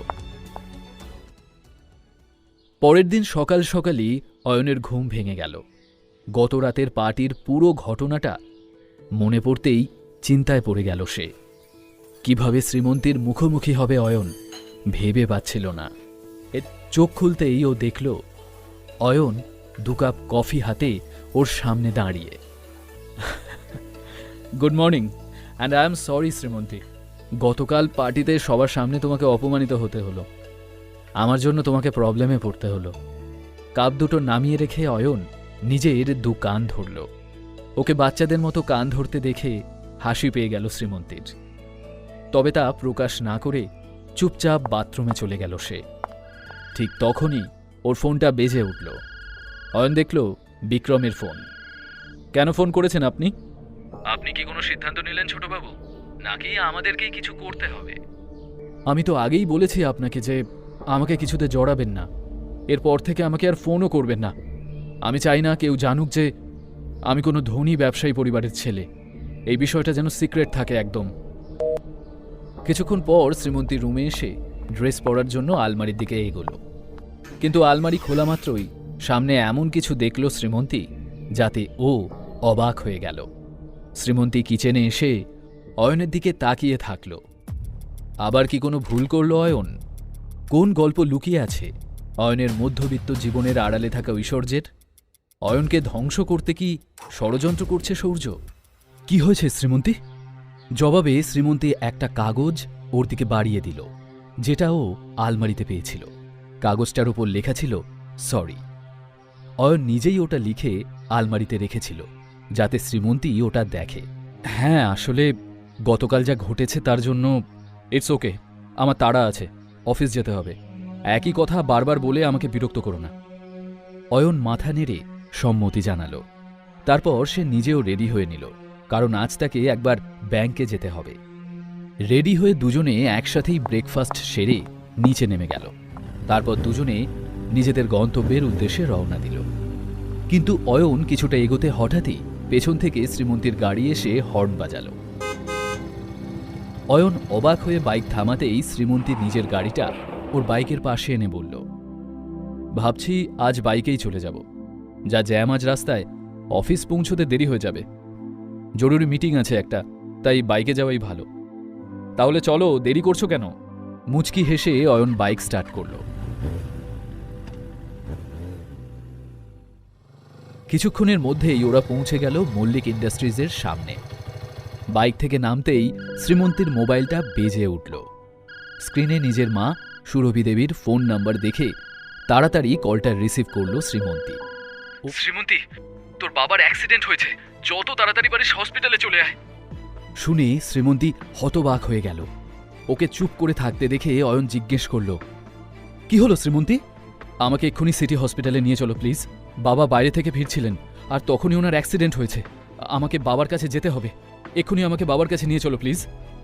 শ্রীমন্তীর কথা শুনে অয়নও ব্যস্ত হয়ে উঠল। শ্রীমন্তীর বাবাই একমাত্র ব্যক্তি যিনি অয়নকে বিশ্বাস করতেন, ওকে প্রকৃত ভালোবাসতেন, যিনি ছিলেন মল্লিক পরিবারে অয়নের একমাত্র শুভাকাঙ্ক্ষী। দ্রুত ওরা দুজনে সিটি হসপিটালে পৌঁছে গেল। শ্রীমন্তীর বাবাকে আইসিইউতে রাখা হয়েছিল। সুরভি দেবী আইসিইউর সামনে বসে কান্নাকাটি করছিলেন। শ্রীমন্তীকে দেখেই উনি ছুটে এলেন মেয়ের কাছে। মেয়েকে জড়িয়ে ধরে বললেন, শ্রীমন্তী, তোর বাবাকে আইসিইউতে নিয়ে গেছে ওরা, আমার খুব চিন্তা হচ্ছে। চিন্তা করো না মা, সব ঠিক হয়ে যাবে। আমি খোঁজ নিয়ে দেখছি বাবার অবস্থা এখন কেমন। ইতিমধ্যেই অয়ন শ্রীমন্তীর বাবার কন্ডিশন নিয়ে ডাক্তারের সঙ্গে কথা বলতে শুরু করেছিল। ডাক্তারবাবু, এখন ওনার কন্ডিশন কেমন? ওনাকে যখন আনা হয়েছিল তখন উনি খুবই ক্রিটিক্যাল অবস্থায় ছিলেন, তবে আপাতত উনি স্টেবল। ওনার কন্ডিশন আমরা সবসময় মনিটর করছি, আশা তো করছি উনি দ্রুত সুস্থ হয়ে যাবেন, তবুও এক্ষুনি কিছু বলা যাচ্ছে না। এই বলে ডাক্তারটি ওখান থেকে চলে গেলেন। সারাটা দিন অয়ন, শ্রীমন্তী এবং সুরভি দেবীর খুবই দুশ্চিন্তার মধ্যে কাটল। শ্রীমন্তী, তুমি মাকে নিয়ে বাড়ি চলে যাও। আঙ্কেলের দেখাশোনা করার জন্য আমি থাকছি এখানে। ওনার কন্ডিশন আমি তোমাকে ফোনে জানাতে থাকব। অসম্ভব, বাবাকে ছেড়ে আমি কি করে যাব? এখন ওনার যা অবস্থা। শ্রীমন্তীর কথার মাঝেই অয়ন বলল, দেখো শ্রীমন্তী, আঙ্কেলকে আমি তোমার থেকে কিছু কম ভালোবাসি না। উনি আমার জন্য যা করেছেন তার বদলে আমি কিছুই করতে পারিনি ওনার জন্য। উনিই আমার একমাত্র শুভাকাঙ্ক্ষী। তাছাড়া এমন অবস্থায় তোমাকে নিজের খেয়ালটাও রাখতে হবে। তাই বলছি, মাকে নিয়ে তুমি বাড়ি যাও, এখানে আমি সামলে নেব। অনেকবার বলার পর অবশেষে শ্রীমন্তী সুরভি দেবীকে নিয়ে ওখান থেকে চলে গেল। ওনাকে নিজের বাড়িতে ড্রপ করে শ্রীমন্তী বাড়ি পৌঁছে গেল। এদিকে হসপিটাল করিডোরের একটা বেঞ্চে চুপচাপ বসেছিল অয়ন। তখনই এক ডাক্তার তার কাছে এসে বললেন, দেখুন, সমরবাবুর কন্ডিশন হঠাৎ করেই খারাপ হতে শুরু করেছে। যত তাড়াতাড়ি সম্ভব ওনার একটা অপারেশন করতে হবে। ডাক্তারের কথা শুনে অয়ন ঘাবড়ে গিয়ে জিজ্ঞেস করল, কিন্তু ওনার কন্ডিশন তো স্টেবল ছিল, তাহলে হঠাৎ করে কি হলো ডাক্তারবাবু যে? অয়নের কথায় ডাক্তার বলে, এই ব্যাপারে আমরা এখনই কিছু বলতে পারবো না, তবে এটুকু বলতে পারি, ওনার অপারেশনটা যদি এক্ষুনি না করা যায় তাহলে ওনার জীবনের আশঙ্কা আছে। তাহলে আপনি অপেক্ষা কেন করছেন ডাক্তারবাবু? শুরু করে দিন অপারেশন। ডাক্তার বললেন, ঠিক আছে, তার আগে কিছু ডকুমেন্টস ফিল আপ করতে হবে আপনাকে, আর ক্যাশ কাউন্টারে গিয়ে 15 লাখ টাকা জমা করে দিন। আমরা অপারেশনের প্রিপারেশন শুরু করে দিচ্ছি। 15 লাখ টাকার কথাটা শুনে অয়ন টেনশনে পড়ে গেল। তাড়াতাড়ি মোবাইল বার করে শ্রীমন্তীকে ফোন করতে গিয়ে অয়ন দেখল ওর সামনে বিক্রমবাবু দাঁড়িয়ে আছেন, তার মুখে হাসি। ওনাকে দেখেই অয়নের মাথায় অনেকগুলো সন্দেহ একসাথে জড়ো হলো। ও বিক্রমবাবুর মুখোমুখি এসে বলল, আপনি এখানে কি করছেন? আমি জানি শ্রীমন্তী ম্যাডাম টাকাটার ব্যবস্থা খুব সহজেই করে ফেলবেন, কিন্তু ছোটবাবু, আপনার কি মনে হয় যা হয়েছে সেসব নিজে থেকেই হয়েছে? এই অ্যাক্সিডেন্টটা আপনার বাবার কথায় করানো হয়েছে। কথাটা শুনে অয়ন হতবাক হয়ে গেল। আপনার সাহস কি করে হলো এরকম একটা জঘন্য কাজ করার? রাজদীপ রায়চৌধুরীর সীমাহীন সাহস গোটা ভারতের বাজার ওলটপালট করার ক্ষমতা রাখে। কাজটা আপনারা একদম ভালো করেননি, এর মূল্য আপনাদের চোকাতেই হবে। আমি ছেড়ে কথা বলবো না। মাত্র 15 লাখেরই তো ব্যাপার, ও আমি দিয়ে দিচ্ছি। তার বদলে আপনাকে রায়চৌধুরী গ্রুপ জয়েন করতে হবে, ব্যাস। এত বড় কোম্পানির সামনে 15 লাখ টাকাটা হলো যাকে বলে মাউন্ট এভারেস্টের সামনে উইয়ের ঢিপি। টাকাটা তো আপনাকে দিতেই হবে, আর আঙ্কেলের অ্যাক্সিডেন্টের হিসেবটাও আমি ঠিক মিটিয়ে দেব। কিন্তু আপনার প্রস্তাবে আমি কিছুতেই রাজি হব না। ছোটবাবু, আমি টাকাটা না দিলেও অপারেশন আটকাবে না, কারণ আপনার সঙ্গে শ্রীমন্তী ম্যাডাম আছেন। কিন্তু একটা কথা ভাবুন তো, যদি উনি জানতে পারেন যে আপনি আমাদের কথা মানতে রাজি হননি বলে ওনার বাবার অ্যাক্সিডেন্টটা করানো হয়েছে, তখন কি হবে? বা যদি শ্রীমন্তী ম্যাডাম জানতে পারেন যে রায়চৌধুরী পরিবারের সঙ্গে আপনার সম্পর্ক থাকার জেরেই ওনার বাবার অ্যাক্সিডেন্টটা হয়েছে, তখন কি উনি আদৌ ক্ষমা করতে পারবেন আপনাকে? মনে তো হয় না। বরং যে সম্পর্কটা এখন ধীরে ধীরে ভালো হচ্ছে, সেটা হয়তো এক ঝটকায় শেষ হয়ে যাবে। আর হ্যাঁ, আপনি যদি এখনও রাজি না হন, তাহলে আপনার বাবাকে তো চেনেনি, উনি কিন্তু এত সহজে ছাড়বেন না। হতে পারে শ্রীমন্তী ম্যাডাম কোনো বিপদে। ওকে ওকে, আপনি এমন কিছু করবেন না যাতে শ্রীমন্তী বা ওর ফ্যামিলির কোনো বিপদ হয়। আমি আপনার কথা মেনে নিতে রাজি আছি, তবে আমি কে সেটা যেন কেউ কখনো না জানতে পারে, বা আমার কারণে যে অ্যাক্সিডেন্ট ঘটানো হয়েছিল সেটাও যেন জানাজানি না হয়। অয়নের কথা শুনে বিক্রমবাবু হাসলেন, আর তখনই শ্রীমন্তীকে ওদের দিকে এগিয়ে আসতে দেখল অয়ন। ওর হাতে একটা টিফিন বক্স। ওকে আসতে দেখে বিক্রমবাবু সেখান থেকে চলে গেলেন। অয়ন শ্রীমন্তীকে তার বাবার কন্ডিশন সম্পর্কে জানালো। তারপর সমস্ত ফর্মালিটিস পূরণ করা হয়ে গেলে অপারেশন শুরু হয়ে গেল। অপারেশন শেষ করে ডাক্তার জানালেন যে সমরবাবু আপাতত সুস্থ। ডাক্তারের কথা শুনে ওরা দুজনেই স্বস্তির নিঃশ্বাস ফেলল। শ্রীমন্তী অয়নের দিকে টিফিন বক্সটা এগিয়ে দিয়ে বলল, খাবারটা বাবার জন্য নিয়ে এসেছিলাম, ভেবেছিলাম উনি সুস্থ থাকলে খাইয়ে দেব, কিন্তু এখন এই খাবারটা তুমিই খেয়ে নাও। সমরবাবুকে আইসিইউ থেকে বের করার সময় শ্রীমন্তী ওনার সঙ্গে রইল। এদিকে শ্রীমন্তীর বানানো টিফিনটা অয়ন শেষ করতে না করতেই ওর মোবাইলটা বেজে উঠল। অয়নদা, প্লিজ বাঁচাও আমাকে, না হলে আমার সর্বনাশ হয়ে যাবে। আবার নতুন করে কি নাটক শুরু করলে দিশা? অয়নদা, আমি এখন মনীষ আগরওয়ালের ক্লাবে আছি, তুমি প্লিজ জলদি। ও দ্রুত শ্রীমন্তীর কাছে গিয়ে বলল, শ্রীমন্তী, আমাকে একটা জরুরি কাজে বেরোতে হবে এক্ষুনি, আমি একটু পরেই ফিরে আসছি। শ্রীমন্তী ওর দিকে ফিরে কোনো উত্তর দেওয়ার আগেই অয়ন ওখান থেকে বেরিয়ে গেল। এদিকে মনীষ আগরওয়ালের ক্লাবে পৌঁছে অয়ন দেখল পুরো ক্লাব খালি, সেখানে কেউ নেই। কেমন একটা ষড়যন্ত্রের আভাস পেল অয়ন। দুরু দুরু বুকে ভেতরে এগোতে যেতেই পেছন থেকে একটা হাত এসে ওর নাকে একটা রুমাল জোরে চেপে ধরল, আর তারপর জ্ঞান হারিয়ে মাটিতে লুটিয়ে পড়ল। ঠিক তখনই দুজন ব্যক্তি এসে দাঁড়ালো সেখানে। চেতনাহীন অয়নের সামনে হাসি মুখে এসে দাঁড়ালো সৌর্য আর দিশা। কি ঘটতে চলেছে অয়নের সঙ্গে? অয়নকে বিপদে ফেলতে কি ষড়যন্ত্র করেছে সৌর্য আর দিশা? অয়ন তার উপর ঘটে যাওয়া এই আকস্মিক আক্রমণ সামলাতে পারল না। একটা সময় সম্পূর্ণ অজ্ঞান হয়ে মাটিতে লুটিয়ে পড়ল অয়ন। অয়নের নাকে চেপে ধরা রুমালটাতে ক্লোরোফর্ম ছিল, আর সে কারণেই জ্ঞান হারিয়েছিল অয়ন। অয়ন অজ্ঞান হয়ে যেতেই ওর সামনে এসে দুজন উপস্থিত হল। তারা হল সৌর্য এবং দিশা। দুজনের মুখে বিজয়ীর হাসি। মনীষ আগরওয়ালকে বলো ওর কাজ শুরু করে দিতে। এরপর কি হলো কিছুই জানা গেল না। পরের দিন যখন অয়নের জ্ঞান এলো, তখন ও দেখল ও নিজের ঘরে। আমি এখানে কি করে এলাম? কাল রাতে কি হয়েছিল আমার সাথে? ওদিকে শ্রীমন্তীর বাবা হসপিটালে রয়েছেন, আর শ্রীমন্তী যদি জানতে পারে আমি বাড়িতে আছি তাহলে কত খারাপ লাগবে ওর। কিন্তু কাল রাতে আমার সাথে কি হয়েছিল সেটা আমাকে জানতেই হবে। অয়ন দ্রুত নিজের মোবাইলটা বের করে দিশাকে ফোন করল। দিশা, এসব কি খেলা চলছে? কোথায় আছো তুমি? তোমার ফোন পেয়ে আমি যখন আগরওয়ালের ক্লাবে গেলাম তখন তুমি সেখানে ছিলে না। তারপর কেউ একজন আমাকে অজ্ঞান করে দিল। জ্ঞান ফিরতে আমি দেখলাম আমি আমার ঘরে আছি। সত্যি করে বলো তো, কি হয়েছে আমার সাথে? সে কি অয়নদা, তোমার কি ওইসব সস্তার নেশা করার অভ্যাস হয়েছে নাকি? আমি তো তোমাকে কোথাও ডাকিনি।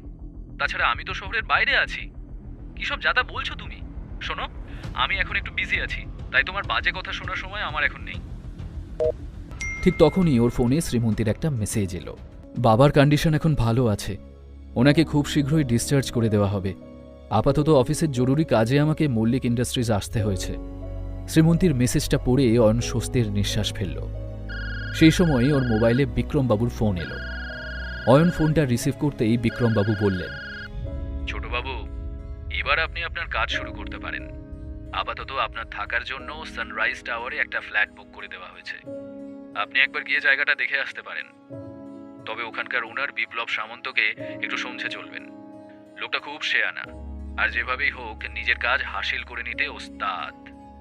কিছু একটা ভেবে অয়ন বাড়ি থেকে বেরিয়ে দেখল বাইরে ওর বাইকটা দাঁড় করানো। এই বাইকটাকে নিয়েই ও মনীষ আগরওয়ালের ক্লাবে গিয়েছিল। এই ব্যাপারটা অয়নকে ভাবিয়ে তুলল। অয়ন নিজের মনে মনে বলল, এই ব্যাপারে মনীষ আগরওয়ালের সাথে কথা বলতে হবে। গতকাল রাতে ওর ক্লাবে ঠিক কি হয়েছিল, কিন্তু তার আগে আমাকে একবার সানরাইজ টাওয়ারে যেতে হবে। এই বলে অয়ন দ্রুত গতিতে বাইক ছোটালো সানরাইজ টাওয়ারের উদ্দেশ্যে। সানরাইজ টাওয়ারে পৌঁছে বাইকটা একপাশে পার্ক করলো অয়ন। ও ভেতরে ঢুকতে গেলে গেটের সামনে থাকা দুজন গার্ড ওকে আটকে জিজ্ঞেস করল, আরে আরে, এভাবে ভেতরে কোথায় ঢুকে যাচ্ছ? কে তুমি? অয়ন পেছন ঘুরতেই দেখল সেখানে সানরাইজ টাওয়ারের ওনার বিপ্লব সামন্ত দাঁড়িয়ে আছে। তোমরা আদৌ জানো তোমাদের সামনে কে দাঁড়িয়ে আছেন? আমি কে তা এদের জানানোর কোনো প্রয়োজন নেই মিস্টার সামন্ত।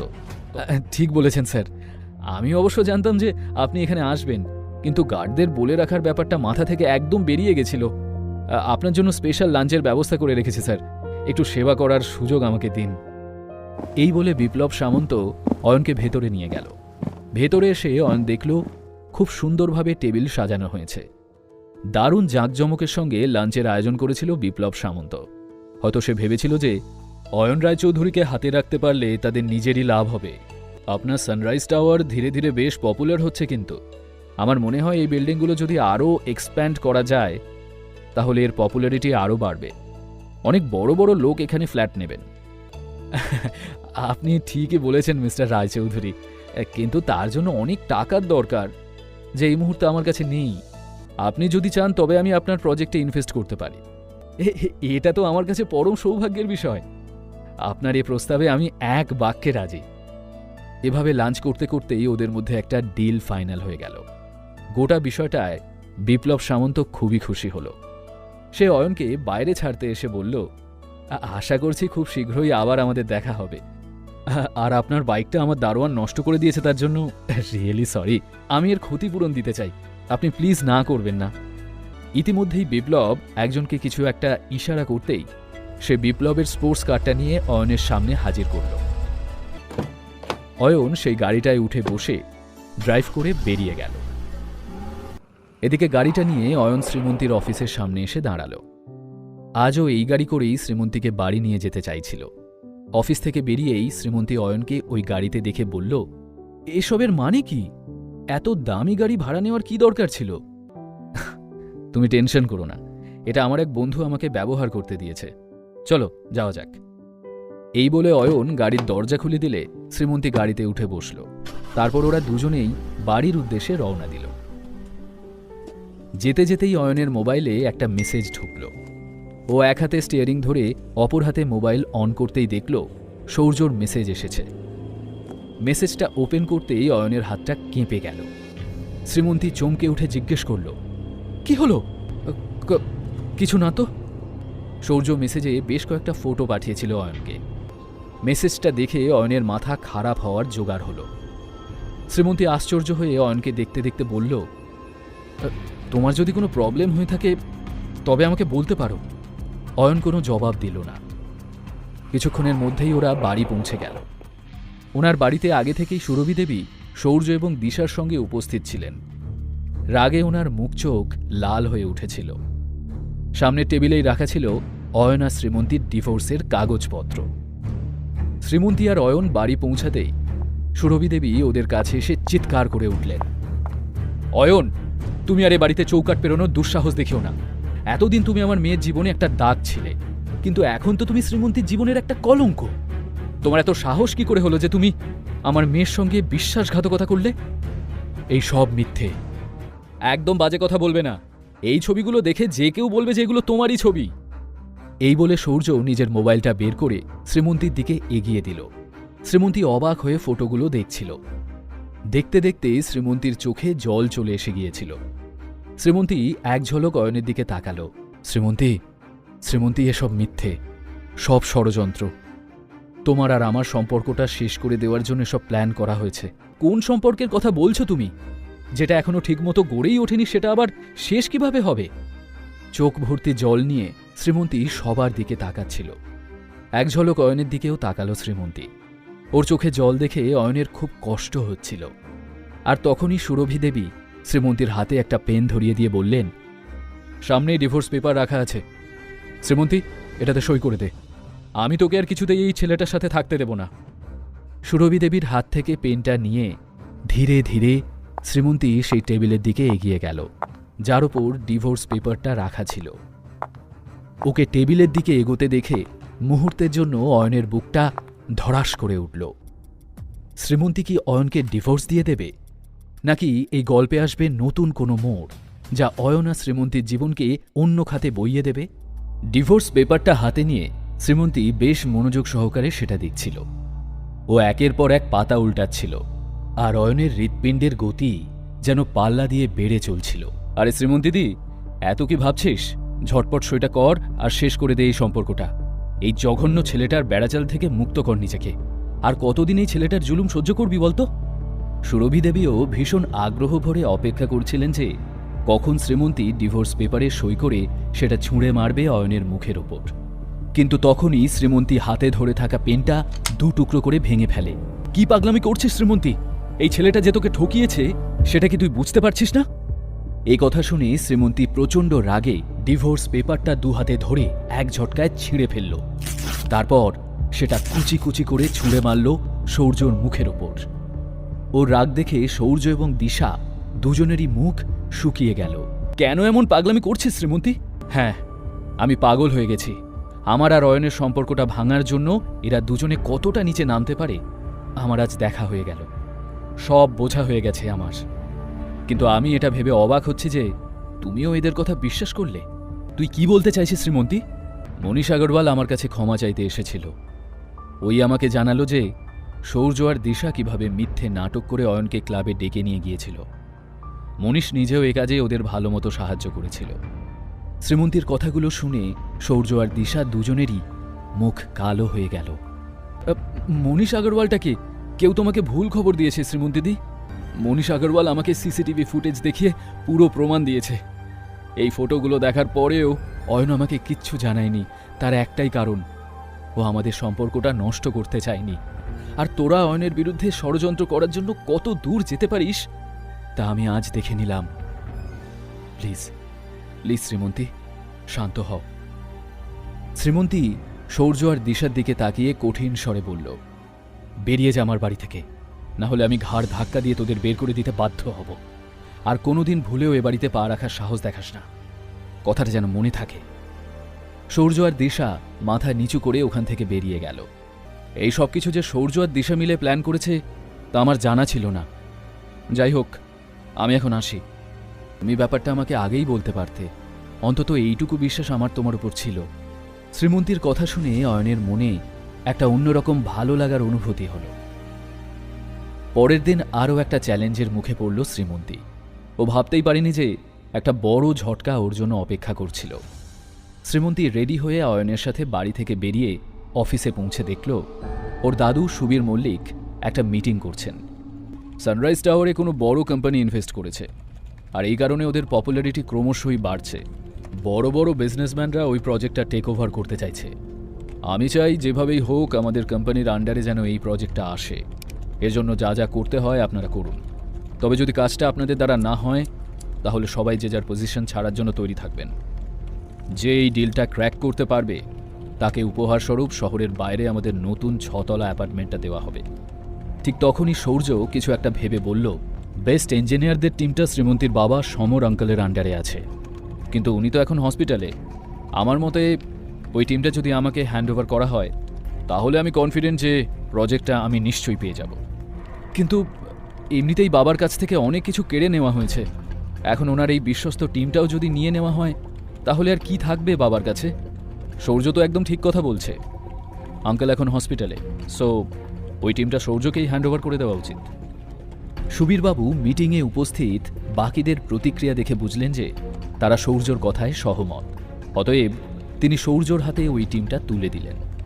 এতে শ্রীমন্তীর আর কিছু করার ছিল না, ওকে খুবই চিন্তিত দেখাচ্ছিল। এই ডিলটা ক্র্যাক করার দায়িত্ব সৌর্যকে দেওয়ার পরে মিটিং ওভার হয়ে গেল। একটু আগে সুবীরবাবুর দেওয়া কোম্পানি ছাড়ার হুমকিটা মিটিং শেষ হওয়ার পরেও সৌর্যর মাথায় ঘুরপাক খাচ্ছিল। ওকে যদি কোম্পানি ছাড়তেই হয় তবে কোম্পানিটাকে নিজের আয়ত্তে আনবে কিভাবে, এটা ভেবেই চিন্তায় পড়ে গেল সৌর্য। কিছু একটা ভেবে ও অফিস থেকে বেরিয়ে এলো। তারপর সানরাইজ টাওয়ারের সিইও আবির দেব বর্মনকে ফোন করল। স্যার, আমি মল্লিক ইন্ডাস্ট্রিজের তরফ থেকে সৌর্য কথা বলছি। আমি সানরাইজ টাওয়ারে আপনার প্রজেক্টটা নিতে ইন্টারেস্টেড। কে তুই বলতো? কেন ফোন করেছিস আমাকে? এভাবে ফোনে প্রজেক্টের ব্যাপারে ডিসকাশন হয় নাকি? কি ভাবিস তুই নিজেকে? স্যার সরি স্যার, প্লিজ ক্ষমা করে দিন। আসলে আমি আগামীকাল আপনার সাথে দেখা করতেই যেতাম, তার আগে একটু ফোনে কথা বলে নিতে চেয়েছিলাম। যে কোনো উপায়ই হোক প্রজেক্টটা আমার কাছে এলে খুব ভালো হয়। আচ্ছা, যে কোনো উপায়? তুই আমাকে থ্রেট দিয়ে কাজ হাসিল করতে চাইছিস? ঠিক আছে, আয় তুই কাল আমার অফিসে। বিরাট প্রেস কনফারেন্সের আয়োজন করে রেখেছি আমি। ওখানেই আমি তোর আর তোর কোম্পানির মান সম্মান যদি ধুলোয় না মিশিয়ে দিতে পেরেছি, তো আমিও আবির দেব বর্মন নই। এরপর থেকে আর কখনোই ফোনে কোনো ডিল করার কথা স্বপ্নেও ভাববি না। হে ভগবান, এ আমি কি করে ফেললাম? এখন আমি ওখানে যাব কিভাবে? এই আবির দেব বর্মন আমাকে প্রজেক্ট দেওয়া তো দূর, আমার আর আমার কোম্পানির মান সম্মান নিয়ে টানাটানি করার কথা ভাবছে। পেছনে দাঁড়িয়ে সৌর্যর সব কথা শুনছিল দিশা। ও কাছে এসে বলে, এত চিন্তা করছিস কেন ভাই? শ্রীমন্তী তো আছে কোম্পানির নাম উজ্জ্বল করার জন্য। দিশার কথার অর্থ বুঝতেই সৌর্যর ঠোঁটের কোণে বাঁকা হাসি খেলে গেল। ও দ্রুত সুবীর মল্লিকের কেবিনে এসে উপস্থিত হল। শ্রীমন্তী আগে থেকেই ওখানে বসেছিল। ওকে দেখে সুবীরবাবু জিজ্ঞেস করেন, কি ব্যাপার সৌর্য? দাদু ভাই, আমি চাই সানরাইজ টাওয়ারের প্রজেক্টটা পাওয়ার জন্য শ্রীমন্তীও আমাদের সাথে সমান তালে চেষ্টা করুক।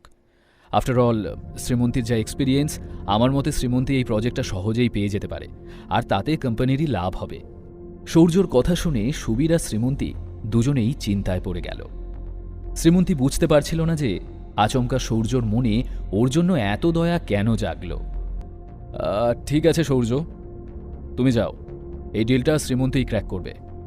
সৌর্য ঠোঁটের কোণায় একটা জয়ের হাসি নিয়ে কেবিন থেকে বেরিয়ে এলো।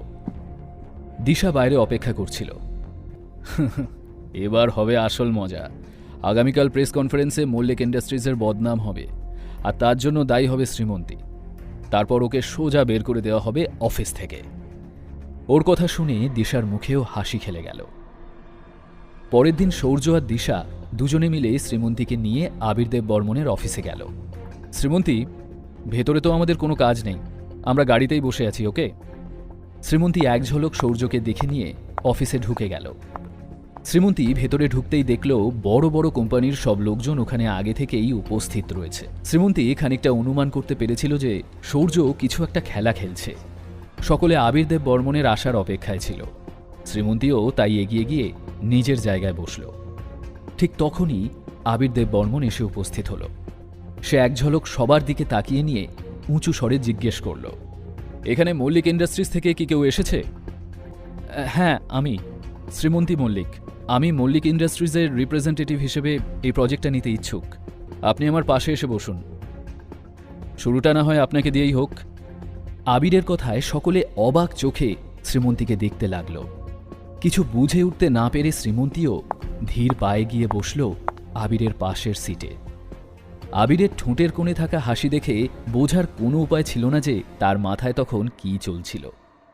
ভিড়ের মধ্যে মিশে থেকে সৌর্য আর দিশাও অপেক্ষা করছিল যে কখন আবির দেব বর্মন কথা শুরু করবে আর শ্রীমন্তীর অপমানের পালা শুরু হবে। ইনি হলেন মল্লিক ইন্ডাস্ট্রিজের তরফ থেকে শ্রীমন্তী মল্লিক।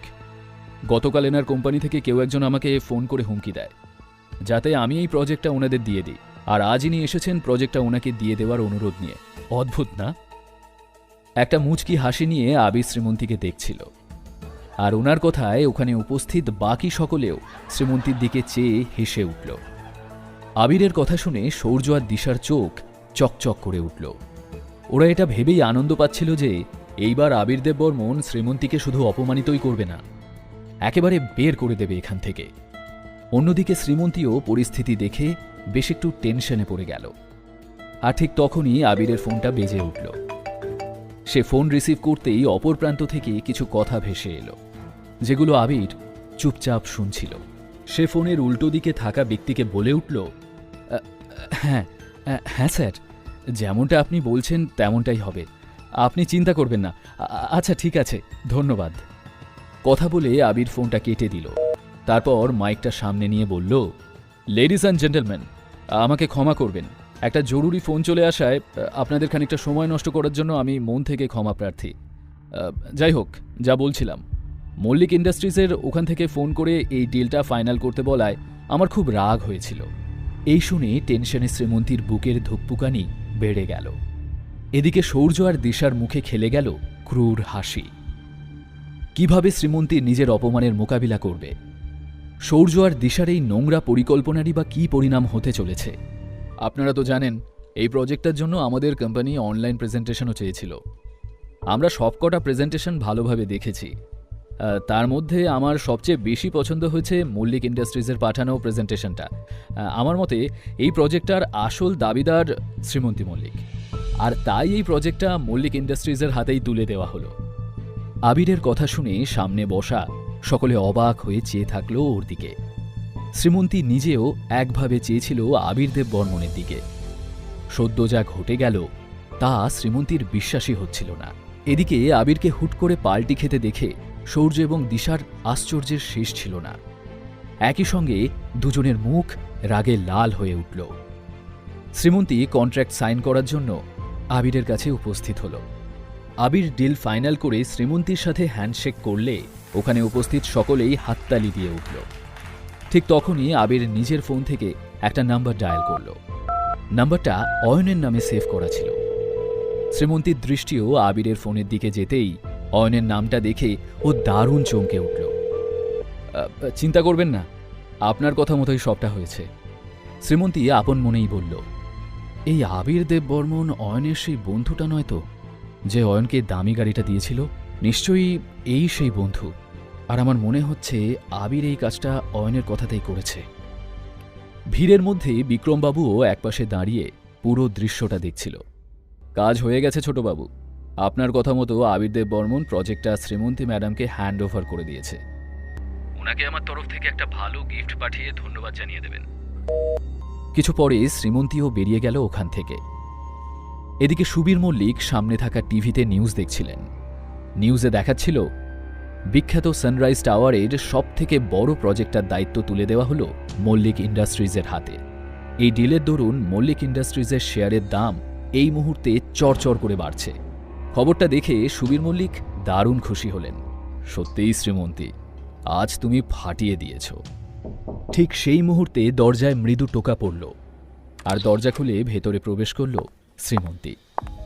এসো এসো দিদিভাই, আমি এতক্ষণ ধরে তোমারই অপেক্ষা করছিলাম। আজ তুমি দারুণ কাজ করেছ। I am so proud of you. বলো, কি গিফট চাও তুমি? দাদুভাই, আমার বাবার সঙ্গে যে ইঞ্জিনিয়ারদের টিমটা কাজ করছিল তাদেরকে প্লিজ আমার আন্ডারে কাজ করতে দাও। ইতিমধ্যে সৌর্য আর দিশাও গোমরা মুখে সুবীরবাবুর সামনে এসে দাঁড়ালো। ঠিক আছে শ্রীমন্তী, ওই ইঞ্জিনিয়ারদের টিমটা আমি তোমাকেই দিয়ে দিলাম। আর সেই সঙ্গে শহরের বাইরে মল্লিক ইন্ডাস্ট্রিজের সদ্য তৈরি হওয়া 6 তলা অ্যাপার্টমেন্টটাও তোমাকে দিলাম গিফট হিসেবে। কেমন? তারপর সৌর্য আর দিশার দিকে চোখ পড়তে সুবীরবাবু বললেন, এ কি, তোমাদের মুখ দুটো এমন বাংলার 5-এর মতো হয়ে রয়েছে কেন? শ্রীমন্তী এত বড় একটা ডিল ক্র্যাক করেছে, তোমাদের তো খুশি হওয়ার কথা। এই বলে সুবীরবাবু ওখান থেকে চলে যান। শ্রীমন্তীও অফিস থেকে বেরিয়ে গাড়িতে উঠে নিজের বাড়ির দিকে রওনা দিল। অয়নকে ও খুব মিস করছিল। অয়নের জন্য বুকের ভেতরটা অদ্ভুতভাবে মোচড় দিয়ে উঠছিল। আজ হঠাৎই ও অয়নের জন্য খুব মায়া অনুভব করছিল। এসব ভাবতে ভাবতেই শ্রীমন্তী ধীরে ধীরে নিজের ঘরের দিকে এগোচ্ছিল। এদিকে অয়ন আগে থেকেই ঘরে পৌঁছে গিয়ে চুপচাপ বসেছিল। অয়ন যখন ঘরে একা ছিল তখনই ও বিক্রমবাবুকে ফোন করে জানিয়ে দিল যে পুরনো বাইকটা ওর লাগবে, যেভাবেই হোক সেটা যেন হাজির করা হয়, কারণ শ্রীমন্তী ওর সাথে বাইকে যেতেই পছন্দ করে। পরদিন শ্রীমন্তীর মনে ছিল যে আজ ওদের ম্যারেজ অ্যানিভার্সারি। অপরদিকে অয়নেরও মনে ছিল ওদের বিয়ের তারিখের কথা। তবে দুজনেই প্ল্যান করেছিল যে ওরা একে অপরকে সারপ্রাইজ দেবে। অয়ন শ্রীমন্তীর পছন্দের সব আইটেম নিজে হাতে রান্না করে রেখেছিল। অন্যদিকে শ্রীমন্তী নিজের গাড়িটা নিয়ে সোজা এসে থামল একটা শপিং মলের সামনে।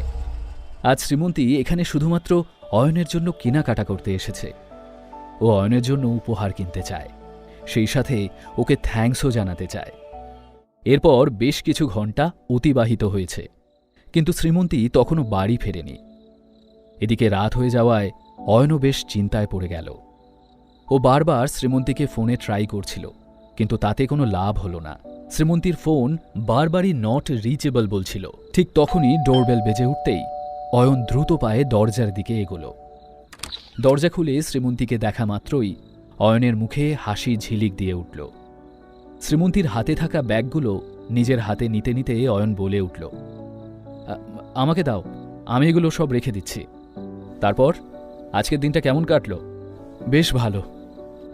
আজকে বোধহয় কিছু একটা আছে, আর সেই কারণেই আমি তোমার জন্য এই গিফটটা এনেছি।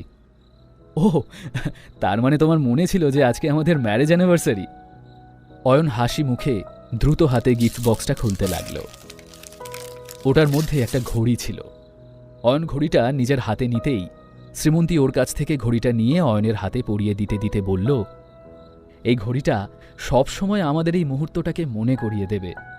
আমাদের একে অপরের প্রতি যে বিশ্বাস আর ভরসাটা আছে তাকে জীবন্ত রাখবে। কিন্তু তোমাকে দেওয়ার মতো আমার কাছে কোনো দামি গিফট নেই। তবে হ্যাঁ, আমাদের অ্যানিভার্সারি উপলক্ষে আজ আমি তোমার জন্য তোমার পছন্দের ডিনার রেডি করে রেখেছি। এর চেয়ে বেশি কিছু আমি চাইও না। মনে হচ্ছে বৃষ্টি নেমেছে, তুমি তাড়াতাড়ি ফ্রেশ হয়ে নাও, আমি ডিনার সার্ভ করে দিচ্ছি, তারপর আমরা একসাথে ডিনার করে নেব। শ্রীমন্তী মাথা নেড়ে ওয়াশরুমে চলে গেলে অয়ন এক দৃষ্টে ওর গিফট করা ঘড়িটার দিকে চেয়ে থাকল কয়েক মুহূর্ত। হঠাৎই ডোরবেল বেজে উঠলে অয়ন মুখ তুলে তাকাল। অয়ন গিয়ে দরজা খুলতেই দেখল খুবই সুন্দরী একটি মেয়ে দাঁড়িয়ে রয়েছে। বাড়ির সামনে একটা দামি গাড়িও পার্ক করা ছিল, যা দেখে বোঝা যাচ্ছিল যে এই মেয়েটা সম্ভবত বেশ বড় লোক পরিবারের। ক্ষমা করবেন, আপনি কার সাথে দেখা করতে চান? সে কি, তুমি আমাকে চিনতে পারছো না? না, না তো।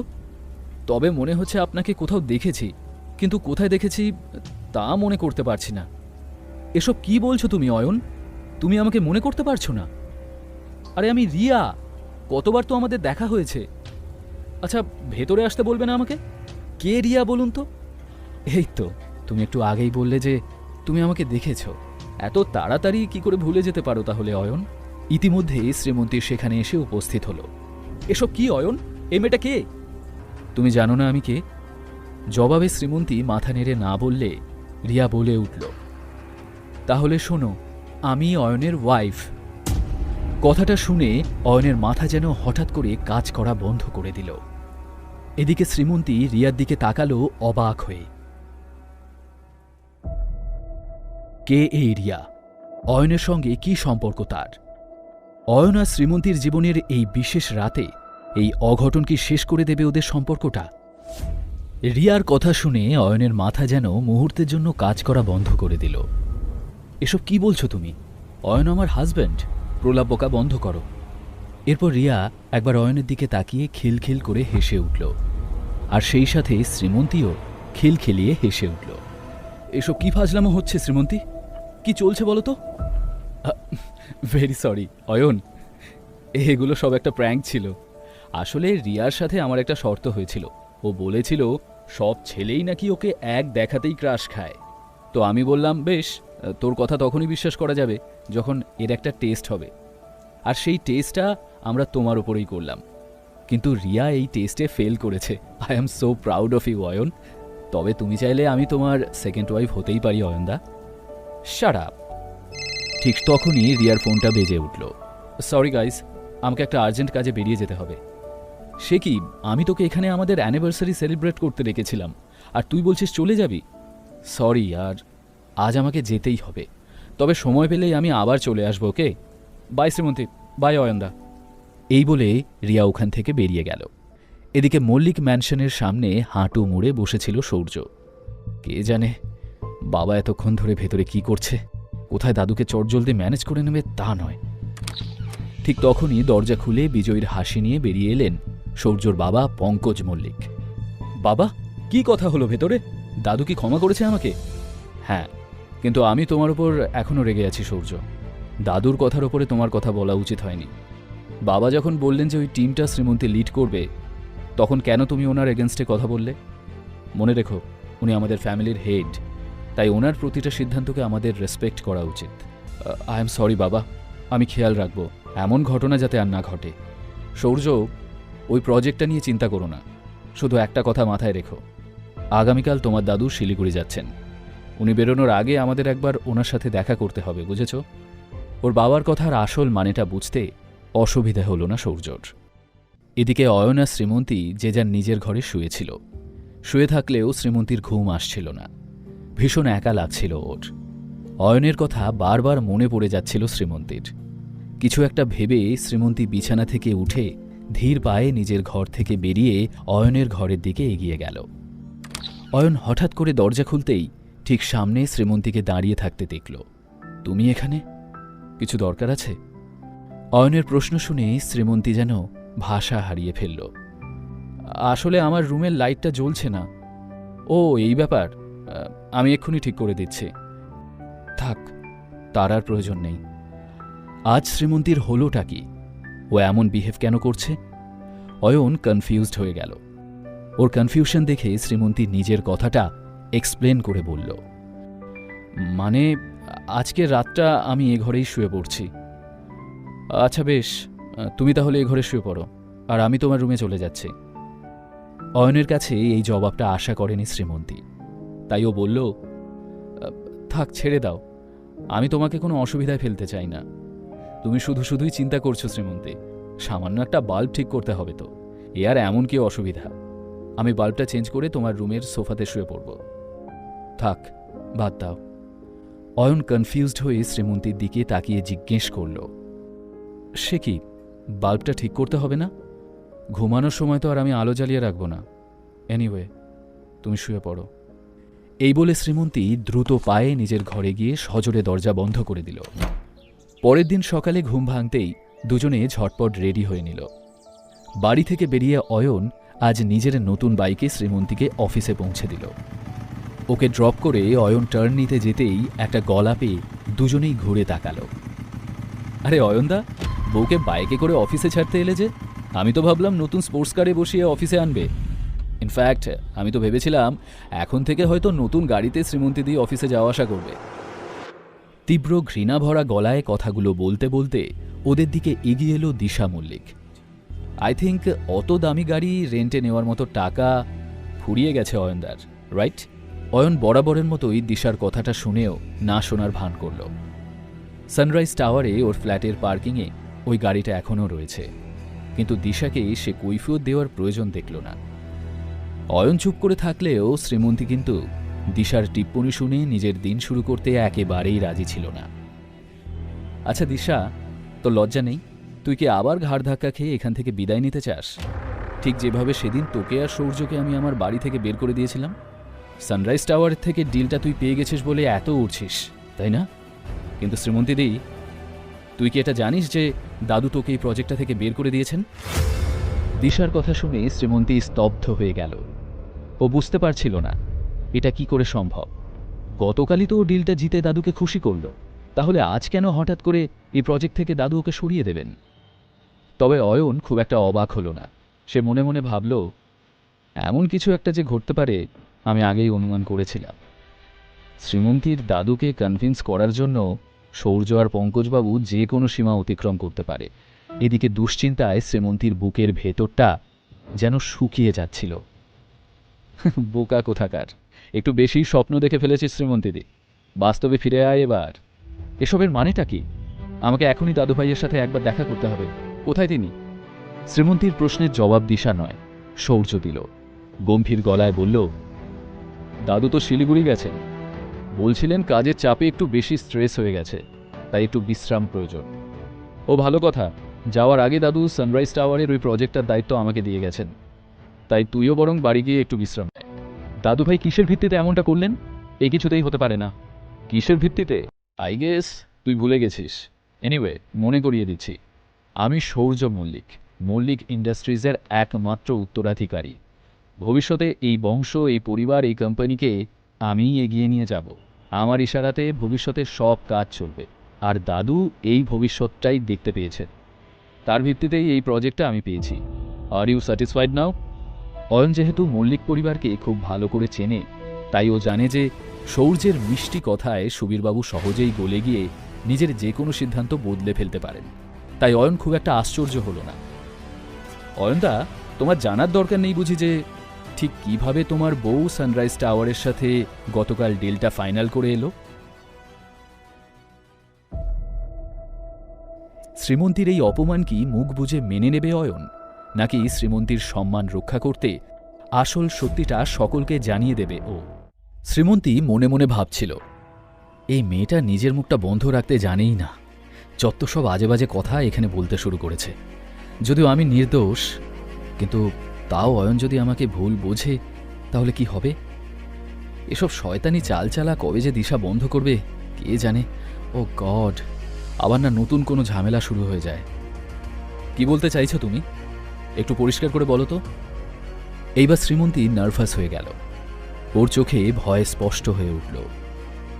অয়নের প্রশ্ন শুনে দিশা অবশ্য খুবই খুশি হল।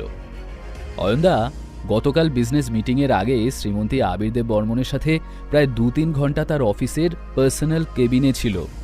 আশা করি তুমি বুঝতে পারছো যে ওই সময়টা তোমার বউ আবির রায়ের সাথে ঠিক কী করছিল। কথাগুলো দিশা এমনভাবে বলছিল যেন ও অয়নকে কনভিন্স করানোর চেষ্টায় ছিল যে শ্রীমন্তী আর আবিরদেব বর্মনের মধ্যে কিছু একটা চলছে। আসলে দিশা অয়নের চোখে সন্দেহ দেখতে চাইছিল, কিন্তু এরপর অয়ন যেটা বলল সেটা শুনে ও নিজেও অবাক হয়ে গেল। তো কি হয়েছে তাতে? প্রেস কনফারেন্সের আগে আবিরদেব বর্মন আর শ্রীমন্তীর দেখাই হয়নি, তা অয়ন জানত। আর প্রেস কনফারেন্স যখন চলছিল তখন অয়ন নিজেই ব্লুটুথে কানেক্টেড ছিল। ওখানে বলা প্রতিটা কথা অয়ন পরিষ্কার শুনতে পাচ্ছিল। কিন্তু এ সম্পর্কে দিশা বা সৌর্য তো দূরের কথা, শ্রীমন্তীও কিছু জানত না। অয়নদা, তোমার মাথা ঠিক আছে তো? আবিরদেব বর্মন কে সে সম্পর্কে do you have any idea? সে বিরাট বড় বিজনেসম্যান, হ্যান্ডসাম, দারুণ বড় লোক। আর শ্রীমন্তীদিও তো কম সুন্দরী নয়। আবিরদেব বর্মন হ্যান্ডসাম আর বড় লোক, যে ওর কাজটা এক বলাতেই করে দিল, তার নাম শুনিয়ে দিশা ওকে ভয়ে ইনসিকিউর ফিল করাতে চাইছে। অয়নেরও ইচ্ছা হলো দিশার সৌর্যর সাথে একটু ফাজলামি করার। হ্যাঁ, শ্রীমন্তী আমাকে বলছিল যে ওরা দুজন কি একটা সিনেমা নিয়ে ডিসকাশন করছিল। অয়নের জবাব শুনে শ্রীমন্তীও খিলখিলিয়ে হেসে উঠল। ও বুঝে গেল যে এতক্ষণ ধরে অয়ন শুধুমাত্র নাটক করে যাচ্ছিল দিশাকে রাগানোর জন্য। প্রথম দিকে শ্রীমন্তী টেনশনে থাকলেও অয়নের নিজের বউয়ের ওপর পূর্ণ বিশ্বাস ছিল। এবার তোমার মাথায় কি ঢুকছে না যে শ্রীমন্তীদি তোমাকে ঠকিয়েছে? না তো, এসবে আমার কোনো প্রবলেম নেই। তোমার প্রবলেম হলেও তুমি আর কি বা করতে পারবে? সৌর্য, আমি শুনেছিলাম গতকাল কে বা কারা তোমাকে নাকি বেধড়ক মেরেছে। তা তুমি এখন ঠিক আছো তো ভায়া? বেধড়ক মার দিয়েছে তা নিয়ে তোমার কিসের মাথা ব্যথা? তুমি আগে নিজের বউকে কন্ট্রোল করো, ও বাইরে যে নোংরামি করে বেড়াচ্ছে সেটা সামলাও আগে। আমি তো শ্রীমন্তীর খেয়াল রাখবই, কিন্তু তুমিও নিজের খেয়াল রেখো। শুনলাম বেশ ভালোই মার খেয়েছো তুমি। অয়নের কথা শুনে সৌর্যর মুখ কালো হয়ে গেল। ছোট থেকে আজ পর্যন্ত শ্রীমন্তী সৌর্যকে এতটা অসহায় হতে দেখেনি যতটা আজ দেখছিল। ওর মুখে পরাজয়ের গ্লানি লেগেছিল। আর অয়নকে যেন চিনতে পারছিল না শ্রীমন্তী। আগের অয়ন আর এই অয়নের মাঝে কত তফাৎ। অয়নের যে এরকম একটা ইন্টারেস্টিং দিক আছে সেটা ও আমাকে আগে কেন দেখায়নি? এখন তো কাল রাতে যা হয়েছে তাই নিয়েও আমার আর এম্বারেসমেন্ট ফিল হচ্ছে না। এবার যখন অয়নের সাথে কথায় পেরে উঠল না সৌর্য, তখন ও শ্রীমন্তীকে টার্গেট করার প্ল্যান করল। ওর আরও রাগ হল। শ্রীমন্তীর ঠোঁটে হাসি দেখে সৌর্য ঘৃণা ভরে বলল, তোরা তো হাসি কিসের? মল্লিক পরিবারের মুখে চুনকালি মাখিয়েছিস তুই শ্রীমন্তী। এবার বিষয়টা অন্যদিকে এগোচ্ছিল। এতক্ষণ শ্রীমন্তী ওদের কথা হেসে উড়িয়ে দিলেও সৌর্যর এই নোংরা ইঙ্গিতে ওর খুব রাগ হলো। ও কিছু একটা বলতে যেতেই অয়ন গম্ভীর গলায় বলে উঠল, শ্রীমন্তীর ব্যাপারে আমি আর একটা কথাও শুনব না। এরপর থেকে আমার ওয়াইফের নামে আর একটা শব্দও যেন কেউ না বলে। অয়নের অ্যাটিটিউড দেখে সৌর্য ঘাবড়ে গেল। আমি ওর দাদা হই, ওকে শাসন করার পুরো রাইট আছে আমার। তুমি কে আমাদের মাঝে কথা বলার? মল্লিক পরিবারের কারোর ব্যাপারে ইন্টারফেয়ার করার যোগ্যতাই নেই তোমার। তুমি ঠিক বলেছ, আমার কোনো যোগ্যতাই নেই, বাট সরি, তোমাকে তোমার যোগ্যতাটা মনে করিয়ে দেওয়া অনেক বেশি জরুরি ছিল। এসব শুনে শ্রীমন্তীও অয়নকে কিছু বলল না, আর দিশাও পরিস্থিতি বুঝে চুপ করে গেল। ওরা তিনজনেই অয়নের এমন অ্যাটিটিউড প্রথমবার দেখছিল। অয়ন পরিষ্কার বুঝিয়ে দিয়েছিল, ওকে যে যা খুশি বলুক, কিন্তু ওর স্ত্রীর দিকে কেউ আঙুল তুললে তাকে ছেড়ে কথা বলবে না অয়ন। তুমি বোধহয় ভুলে যাচ্ছ যে আমি কে। আমি মল্লিক পরিবারের একমাত্র উত্তরাধিকারী। দাদু যদি জানতে পারেন যে তুমি আমার সাথে এমন করেছ, তাহলে তিনি কখনোই তোমাকে ক্ষমা করবেন না। তুমি কি মনে করো সুবীর মল্লিককে আমি ভয় পাই? অয়নের কথায় সৌর্য আর দিশার সাথে সাথে শ্রীমন্তীও অবাক হয়ে ওকে দেখতে লাগল। অসভ্য, ইতর, এই ছেলেটা নিজের বিপদ নিজেই ডেকে আনছে। আমার তো মনে হয় একে আর শ্রীমন্তীকে মল্লিক পরিবার থেকেই আলাদা করে দেওয়া উচিত। একে একে সবাই অয়নের কথায় রিয়্যাক্ট করতে শুরু করেছিল। তাদের কাছে সুবীর মল্লিক ভগবানের চেয়ে কোনো অংশে কম ছিলেন না। এবার শ্রীমন্তীও চিন্তায় পড়ে গেল। অয়ন একটু বাড়াবাড়ি করে ফেলেছে, জানি না এর পরিণাম কি হবে। এদের পাত্তা না দিয়ে অয়ন শ্রীমন্তীর দিকে তাকিয়ে নরমভাবে হেসে শান্ত গলায় বলল, চলো শ্রীমন্তী, আমরা বাড়ি চলে যাই। শ্রীমন্তীও চিন্তায় পড়ে গেল। ওর হাত থেকে যেহেতু প্রজেক্টটাও কেড়ে নেওয়া হয়েছে, তাই ওর অফিসে থাকার কোনো দরকার ছিল না। অয়নের কথায় সম্মতি জানিয়ে শ্রীমন্তী অয়নের সঙ্গে ওখান থেকে বেরিয়ে গেল। সবাই চলে গেলেও সৌর্য কিন্তু ওখানেই ঠায় দাঁড়িয়ে রইল। ও নিজের মনেই বলে, এই কটা দিন খুব ঝামেলা পোহাতে হয়েছে আমাকে, আর এসব কিছুর জন্য শ্রীমন্তী আর ওর ওই বেকার বরটাই দায়ী। অয়ন, তোকে আমি তোর আসল জায়গা দেখিয়েই ছাড়ব। এমন অবস্থা করব তোদের দুটোর। কিছু একটা ভেবে সৌর্য খানিকটা ঝোঁকের বসে অফিসের ভেতরে ঢুকে গেল। এদিকে অয়ন যখন বাইক চালাচ্ছিল, ওর পেছনে বসে শ্রীমন্তী অনেকক্ষণ থেকেই অয়নকে কিছু একটা বলার চেষ্টা করছিল, কিন্তু কিছুতেই গুছিয়ে নিতে পারছিল না ওর কথাটা। খানিকক্ষণ এভাবে চলার পর অয়নের বাইকটা একটা সিগন্যালে এসে থামতেই শ্রীমন্তী সাহস করে বলল, অয়ন। ব্যাস, শুধু এটুকুই বলতে পারল শ্রীমন্তী। অয়ন বুঝতে পারল শ্রীমন্তী কি বলতে চাইছিল। ও নিজের বাইকের রিয়ার ভিউ মিররটা এমনভাবে অ্যাডজাস্ট করল যাতে শ্রীমন্তীকে ভালো করে দেখা যায়। আমি জানি তুমি কি বলতে চাইছো শ্রীমন্তী। আচ্ছা, আমার উপর তোমার বিশ্বাস আছে তো? Do you trust me? কথাটা শুনে শ্রীমন্তীর মনে পড়ল, কিছুদিন আগে সানরাইজ টাওয়ারের ডিল সই করার সময়ও অয়ন একই প্রশ্ন করেছিল। তবে সেদিন অয়নের প্রশ্নের অর্থটা বুঝতে পারেনি শ্রীমন্তী। ও মিরর দিয়েই অয়নের দিকে তাকিয়ে বলল, ইয়েস, আই ট্রাস্ট ইউ। শুনেই অয়নের ঠোঁটে হাসি খেলে গেল, আর ওকে হাসতে দেখে শ্রীমন্তীও হেসে উঠল। অয়ন শ্রীমন্তীর চোখের দিকে চেয়ে বলল, আজ আমি তোমাকে প্রমিস করছি, সানরাইজ টাওয়ারের প্রজেক্টটা তোমার দাদু তোমার হাতেই তুলে দেবেন। আমি যেভাবে হোক ওই প্রজেক্টটা ফিরিয়ে এনে দেব তোমাকে। অয়নের কথা শুনে আশ্চর্য হয়ে ওর দিকে তাকালো শ্রীমন্তী। অয়ন কিভাবে নিজের প্রমিস রাখবে? অন্যদিকে সৌর্য কি কোনো শয়তানি ফন্দি আঁটছে অয়ন আর শ্রীমন্তীর ওপর প্রতিশোধ নেওয়ার জন্য? অয়নের কথা শুনে শ্রীমন্তী আশ্চর্য হয়ে গেল। বিষয়টা একেবারেই অসম্ভব লাগল ওর। সুবীর মল্লিক ভেবেচিন্তেই প্রতিটা ডিসিশন নিতেন, আর সেটা বদলানোকে উনি দুর্বলতা মনে করতেন। শ্রীমন্তী ভালো করেই নিজের দাদুকে চিনত, তবুও ও অয়নের কথাটা বিশ্বাস করতে চাইছিল। সিগন্যাল গ্রিন হলে অয়ন বাইক স্টার্ট করল। তারপর ওরা বাড়ির উদ্দেশ্যে রওনা দিল। অন্যদিকে এক নামিদামি বারের প্রাইভেট রুমে এসে সৌর্য দরজা ধাক্কা দিল। দরজা খুলতেই একটা গলা পেল ও। মিস্টার মল্লিক, আপনি এখানে? আমি ভিকি ভাইয়ের সাথে দেখা করতে চাই, একটা নতুন মিশন আছে। এরপর সৌর্য রুমের ভেতরে এসে বসতেই একটা পেশিবহুল লোক এসে বলল, আপনি একটু ওয়েট করুন, ভাই এখনই আসছে। অয়ন, তোর কাউন্টডাউন শুরু। আমার ইনসাল্টের বদলা আমি তোর বউয়ের কাছ থেকে নেব। ঠিক তখনই বাউন্সার মার্কা দেখতে একটা লোক এসে ওর সামনে বসল। লোকটার ভয়ঙ্কর কঠিন মুখটা দেখে সূর্য আচমকা বিষম খেয়ে কাশতে শুরু করে দিল।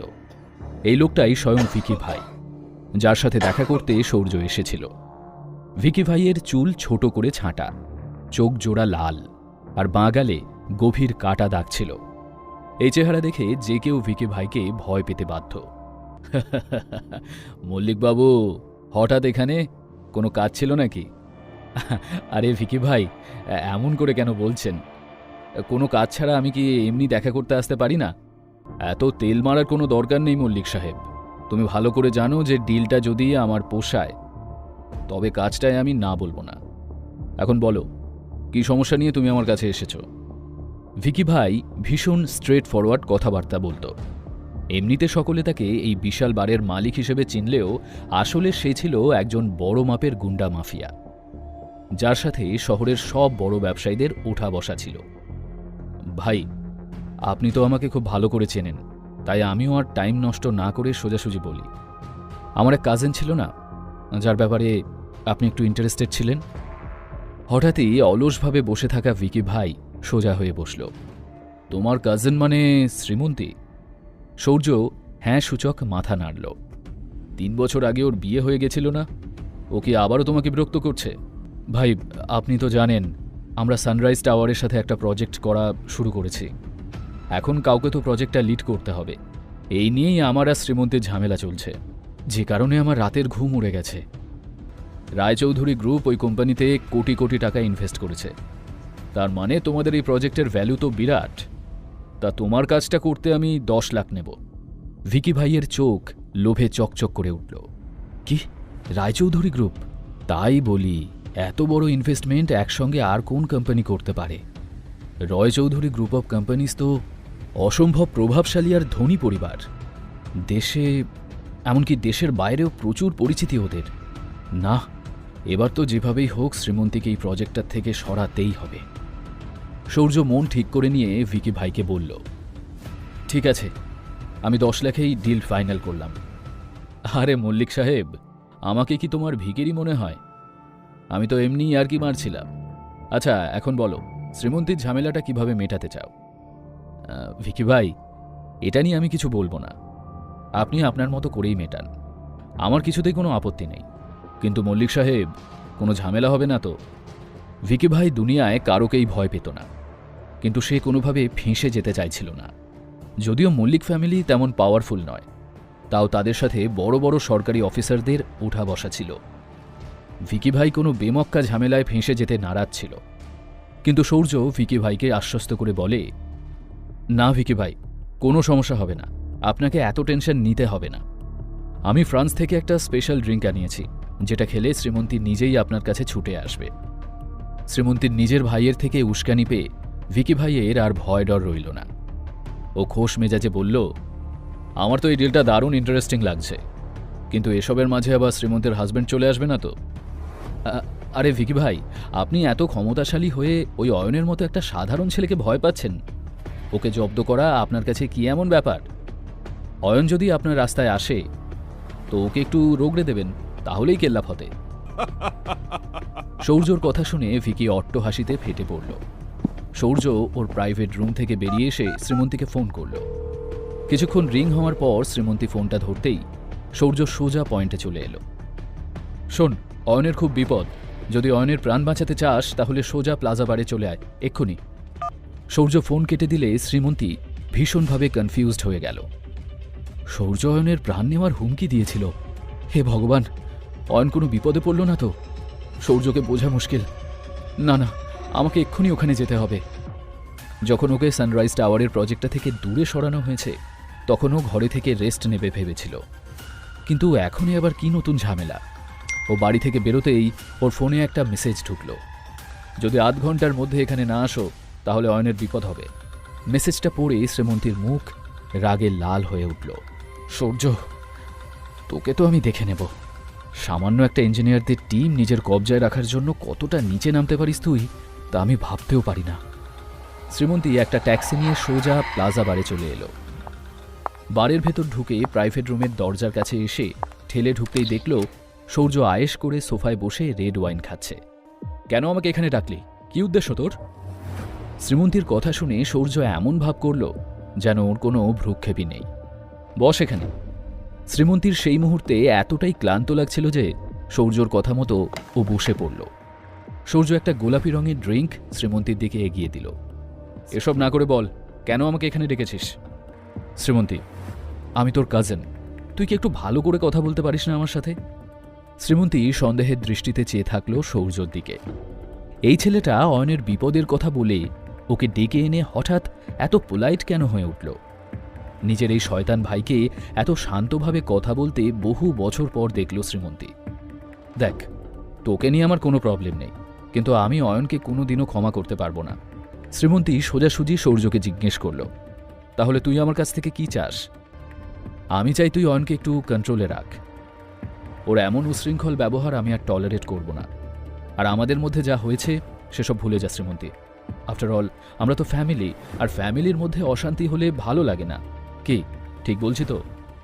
সূর্যর কথায় শ্রীমন্তী একটু নরম হলো। তারপর সে সূর্যর ড্রিঙ্কসের গ্লাসের সাথে নিজের গ্লাসটা হালকা ঠেকিয়ে চিয়ার্স করে একটু চুমুক দিয়ে বলল, ঠিক আছে, আমি অয়নকে বলবো যাতে ও তোর সাথে কোনো ঝামেলা না করে। কিন্তু তুইও আজকের পর থেকে ওকে আর কোনো রকম ইনসাল্ট করতে পারবি না। আজ অফিসে তুই যেটা করেছিস সেটা তোর ভুল ছিল। শ্রীমন্তীর নিজের কথা শেষ হতেই একজন এসে ওর সামনে দাঁড়িয়ে বলল, ড্রিঙ্কস কেমন লাগলো সোনা? এই লোকটা কে সূর্য? শ্রীমন্তী একরাশ ভরসা নিয়েই সূর্যর দিকে তাকিয়েছিল। একে আমি তোর জন্য খুঁজে এনেছি শ্রীমন্তী। ওই অয়নের থেকে এ অনেক বেশি ভালো। সূর্য, তোর এত সাহস কিভাবে হলো? কথাটা বলে শ্রীমন্তী রাগে সূর্যর কলার ধরতে এক পা বাড়াতেই ওর মাথাটা দুলে উঠল। তুই আমার সাথে এটা করতে পারলি সূর্য? দাদু যদি তোর এই নোংরা প্ল্যানটার কথা জানতে পারে না, তোকে কিন্তু শেষ করে ফেলবে। প্লিজ আমাকে এখান থেকে নিয়ে চল সূর্য। শ্রীমন্তী চিৎকার করছিল, কিন্তু ওর এই ছটফটানিতে কেউ কোনো গুরুত্ব দিল না। না সূর্য, না ভিকি, দুজনের কেউ না। ওর অবস্থা দেখে সূর্য আর ভিকি দুজনেই খুব হাসছিল। ওকে ভিকি ভাই, আমি চললাম, আপনি মজা করুন এখন। সূর্যকে বিদায় দিয়েই ভিকি শ্রীমন্তীকে দেখে বলল, আমার সোনা, আই এম কামিং ডার্লিং। কথাটা বলেই ভিকি একটা লালসা ভরা হাসি ছুড়ল শ্রীমন্তীর দিকে। ঝাপসা চোখে শ্রীমন্তী একটা পেশিবহুল লম্বা চওড়া লোককে ওর দিকে এগিয়ে আসতে দেখল। কি হবে এরপর?